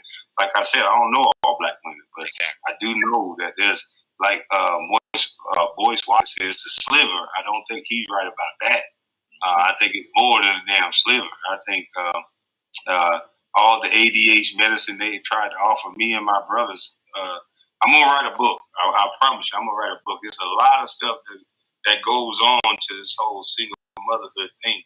That you have 8 children, you can make a lot of fucking money off your 8 children. So I don't want to give it all up at once, but a lot of this is happening for a reason, and I don't think women don't know about it. They know what's going on. They're complicit. So, so they're complicit in their own demise. So it is what it is. We got to hurry up and get that book. I got to get it right down the back with the rest of the books of the brothers that have written a lot of books. And I would love to be able to read it, more of how you became the man that you are today, because I think it is a fascinating story that you've had to overcome some things and then were able to get fortune that a lot of people will never see. And to be able to speak from a ground level of this is what it's like being in that situation. Because that's what I tried to do with A Fatherless America. Say, hey, look, this is what it's like being in that situation. It doesn't matter where you've gotten to. There are too many people who are in the situation who never got out of it. And the people who got out of it don't want to look back and be honest about where they came from. I don't know if it makes us look bad or what, but we'd rather gloss over that and be like LeBron James, because it really hurt me when he said, I didn't need a father. My mother was my father. Man, we talk about that all the time, and I said this. I said, I wish LeBron would let me come to that barbershop talk where somebody can challenge him on the shit that he's saying, because it would be easy to debunk. It's like, you wouldn't be you without you. Like, the shit that you saying, it don't make no sense. If it's racism, like you said, how could you become you? The only way you became LeBron is you was useful in the room. You did something different. You ain't telling me that there's some things you could have done. You could have been out on the street corner, but you went to basketball practice like I did. There was some things that you did different from the other kids. And I wish that LeBron and a lot of these educators would get to that side of it instead of telling them things that they don't need to hear. You don't, okay, there's some racism in the world. There's some system set up that's going to stop you. Everybody deal with that. Everybody had to deal with it. Irish, Jewish, every person in this world had to deal with some form of oppression. Yes, sir. Whatever you had to deal with, you had to deal with. But the thing that makes you overcome it is a consistent grind and a focus on something. And that's what the educators don't tell people. They keep making it seem like it's not their fault, and that's not true. Amen, amen. Ladies and gentlemen, it's my man Kwame Brown. Make sure you follow him on Instagram. I'll put all that stuff on the website so you'll be able to find it. Find him on Facebook. Find him on YouTube. I'm gonna force him to let me make this like a weekly thing, and even if he just come by to shoot a bird for 5 seconds, we gonna make this a thing, brother. Thank you for blessing me for coming onto the show with me, and it was really, really, really fun to have you on the show. We gotta do it again. Thanks a lot, man. Thank you. Hey, ladies and gentlemen, that was Kwame Brown. Make sure you go and check him out on anywhere where you can find him. I'm going to make sure that we put all of his information up. I want to come back and ask him about Michael Jordan. I want to ask him about. I want to get more into playing into the league if I get to talk to him again. But I want you guys to understand it is difficult for him to say the stuff that he's saying. It's difficult for anyone to say the stuff that he's saying. But guess what? If we can get Kwame Brown to come out, if we can get Michael Jordan to come out, if we can get people like LeBron James to come out, people like Dwayne Wade. Dwayne Wade's got a story to tell. Think about how many of these men have a story to tell. They have a huge story to tell. If we got together and just said, and then not in the way of we're going to beat down women and we hate women. No, but we hate what's going on in society that allows women to destroy what it is that a man has. Most of us men, and guys in the audience, you can tell me if I'm lying or not. Most of us want to work with want to have a family with, want to lay up with. Derrick Rose, yep. We want to be with you, women. We don't want to not be with you. But it comes really difficult when you watch what somebody like Johnny Depp is going through. When you watch what Chris Brown went through. When you watch what somebody like Tyrese went through. When you watch what Neo went through. Oh, but let's not talk about the rich people. When you watch what your brother went through. When you watch what your cousin went through. When you watch what your daddy went through. And y'all can look at KWAME and tell that nigga living good. And I want to talk to him about. You didn't go broke. From someone who didn't get the financial advice like a lot of us didn't get, say whatever you want to about this young man. This young man kept himself afloat, and guess what you don't hear him say or anybody talking about him say? He broke. He wasted all his money. He out in the streets like the brother who used to play for the Dallas Mavericks who just left. The fact that this man said he defer his pension because he don't want it till he get old. I defer my pension. I don't want it till I get old. I don't want to touch that money. I don't need that money. How many of y'all people know somebody like that say, I don't touch that money. I don't need that money. That money is here for a rainy day. That's why you should listen to him. Because you know somebody that done had that kind of money go into their hands and didn't let it slip through their fingers. Delayed gratification. How many of you teach your kids that? Delayed gratification. I have to teach the girls I have sex with that word. Delayed gratification. Look, I'm going to get mine right now. You just wait. You may not get it today. Tomorrow. Delayed gratification. Seriously. We can't tell everybody just because it feels good and it feels right that day. You just do it. And that's one of the biggest problems that we have in the Black community is that we have too many people who don't know what delayed gratification is. You don't have to try and get it to feel good now. Because it feels better when you've crafted it, constructed it to where it works to your advantage. And now your money is making money for you. Now your money's making money for you. Now the people you are dating are treating you in the way in which you don't have to get up. She cooking, she cleaning for you. Now the man that you're with, ladies and gentlemen, is making it to where when you get pregnant, you can take that whole year off. Because that's the kind of man you picked, ladies and gentlemen. Can I get an amen? You picked a man that was going to rub your belly to the point where nobody knew you were pregnant up until the day you were having it. That's what happens when you delay your gratification. That's what you get.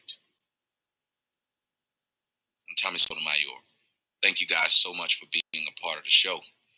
Let's see if we can run out here. I'm finna go and try to be a parent for a little while since I was a bad parent earlier and I left my baby just stranded. I ain't shit. Oh, but I don't want your bitch. Let me see what we got. The donations, did they come in? We were able to get the 421. That ain't bad. I'm not mad at you guys. I may be able to come back a little bit later. If so, I will talk to you guys. I love you guys so much. I really do. You guys make me happy. And I don't want your bitch. Buy this song. I'm out.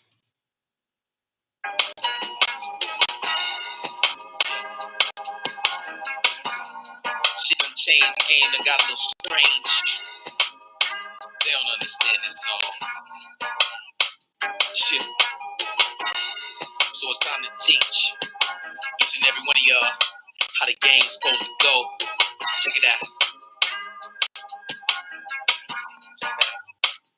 See, I remember back in the days, back when I was 16.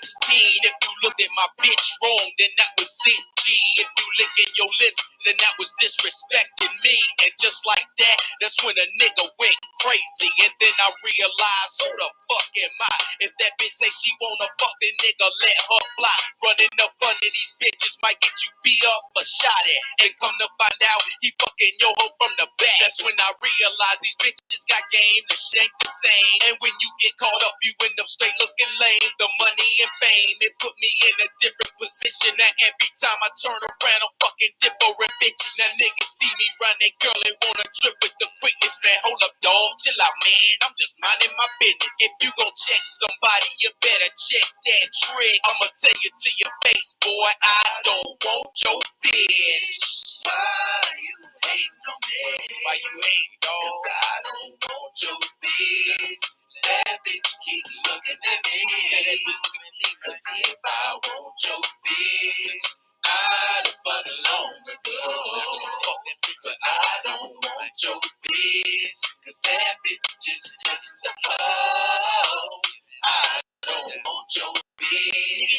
You can keep that bitch. Boy, was a hoe from the day I beat that bitch. So I showed that hoe some dough. All it took to sleep with that bitch. Put that bitch up on the floor. It go by. You keep that bitch. Every time you kiss that hoe, it's like you might as well kiss my dick. That bitch yelling out T-Styles, I'm yelling out bitch, you kiss my dick. I don't want your bitch. Should've knew that shit when a nigga like Styles don't never return your call. She looking at me, you looking at me, I'm looking at y'all like hell no. You wanted to brawl over this bitch. Say homies straight ball over this bitch. I'm thinking shit, this bitch just let me just come all over this bitch. Even let my dog get this bitch. Bitch just ran all through the clip. And yeah, we was there, we stole your lame ass, just stop calling a bitch. Yo, that's a trifling bitch. And now you wiping that bitch. Boy, you be pissed if you knew my nigga Tom was still piping that bitch. Man, I don't even like that little bitch. So why you flown that little bitch? Don't look at me when you pass by, 'cause nigga, I don't want your bitch. Why you hating on me? Why you hating, dog? 'Cause I don't want your bitch. I don't want that. That bitch keep looking at me. Look at it. Bitch still looking at me. If I want your bitch, I'd have fucked long ago. And I could've fucked that bitch a long time ago. Your bitch, 'cause that bitch just a your bitch is just a hoe. Your bitch is just a hoe. Your bitch. So quit me mugging me, nigga. It ain't my fault that your bitch be loving me, nigga. Come off the stage and your bitch be hugging me, nigga. And I know what's going through your mind is that she fucking me, nigga. Come on, nigga, let's be bigger than that. I figured you whack, but you don't wanna hear that click clack. And I like that. Don't find yourself chilling laid up in the ICU. Your girl already getting fucked. Don't get your ass fucked too. 'Cause I be known for kicking ass from here to Timbuktu. And I bet $10 that these 38 slugs get you and him buck too. Get your crew hemmed up too for a bitch that ain't even worth it. She didn't deserve it, but you treated that bitch like she perfect. And now you're realizing you made the wrong move. But don't walk up on me, 'cause that just ain't the thing to do. Hey, yo, believe me when I tell you cut your losses quick. Man, go and toss that chick, 'cause nigga, I don't want your bitch. Why you hating on me? Why you hating, dog? 'Cause I don't want your bitch. That bitch keep looking at me. Looking at me, man. 'Cause if I want your bitch, I'd have fucked long. Listen, Bill, I could've fucked that bitch a long time ago. Your bitch, 'cause that bitch just she just you know. Your bitch, why tell him, hey, say, why you over there looking at me? Your bitch, that bitch don't understand. Why you looking at me? I want your bitch. Come on, Stab. Come on, man. Hey, let's be out this place. Alright. Hey, man, don't try to check that. Check that bitch. 'Cause I don't want your bitch. 'Cause I don't want your bitch. 'Cause if I want your bitch, but I don't want your bitch. 'Cause that bitch is just a hoe. Why you hating on me? That bitch keep looking at me. I'd have fucked long ago, but I don't want your bitch. That bitch is just a hoe. I don't want your bitch.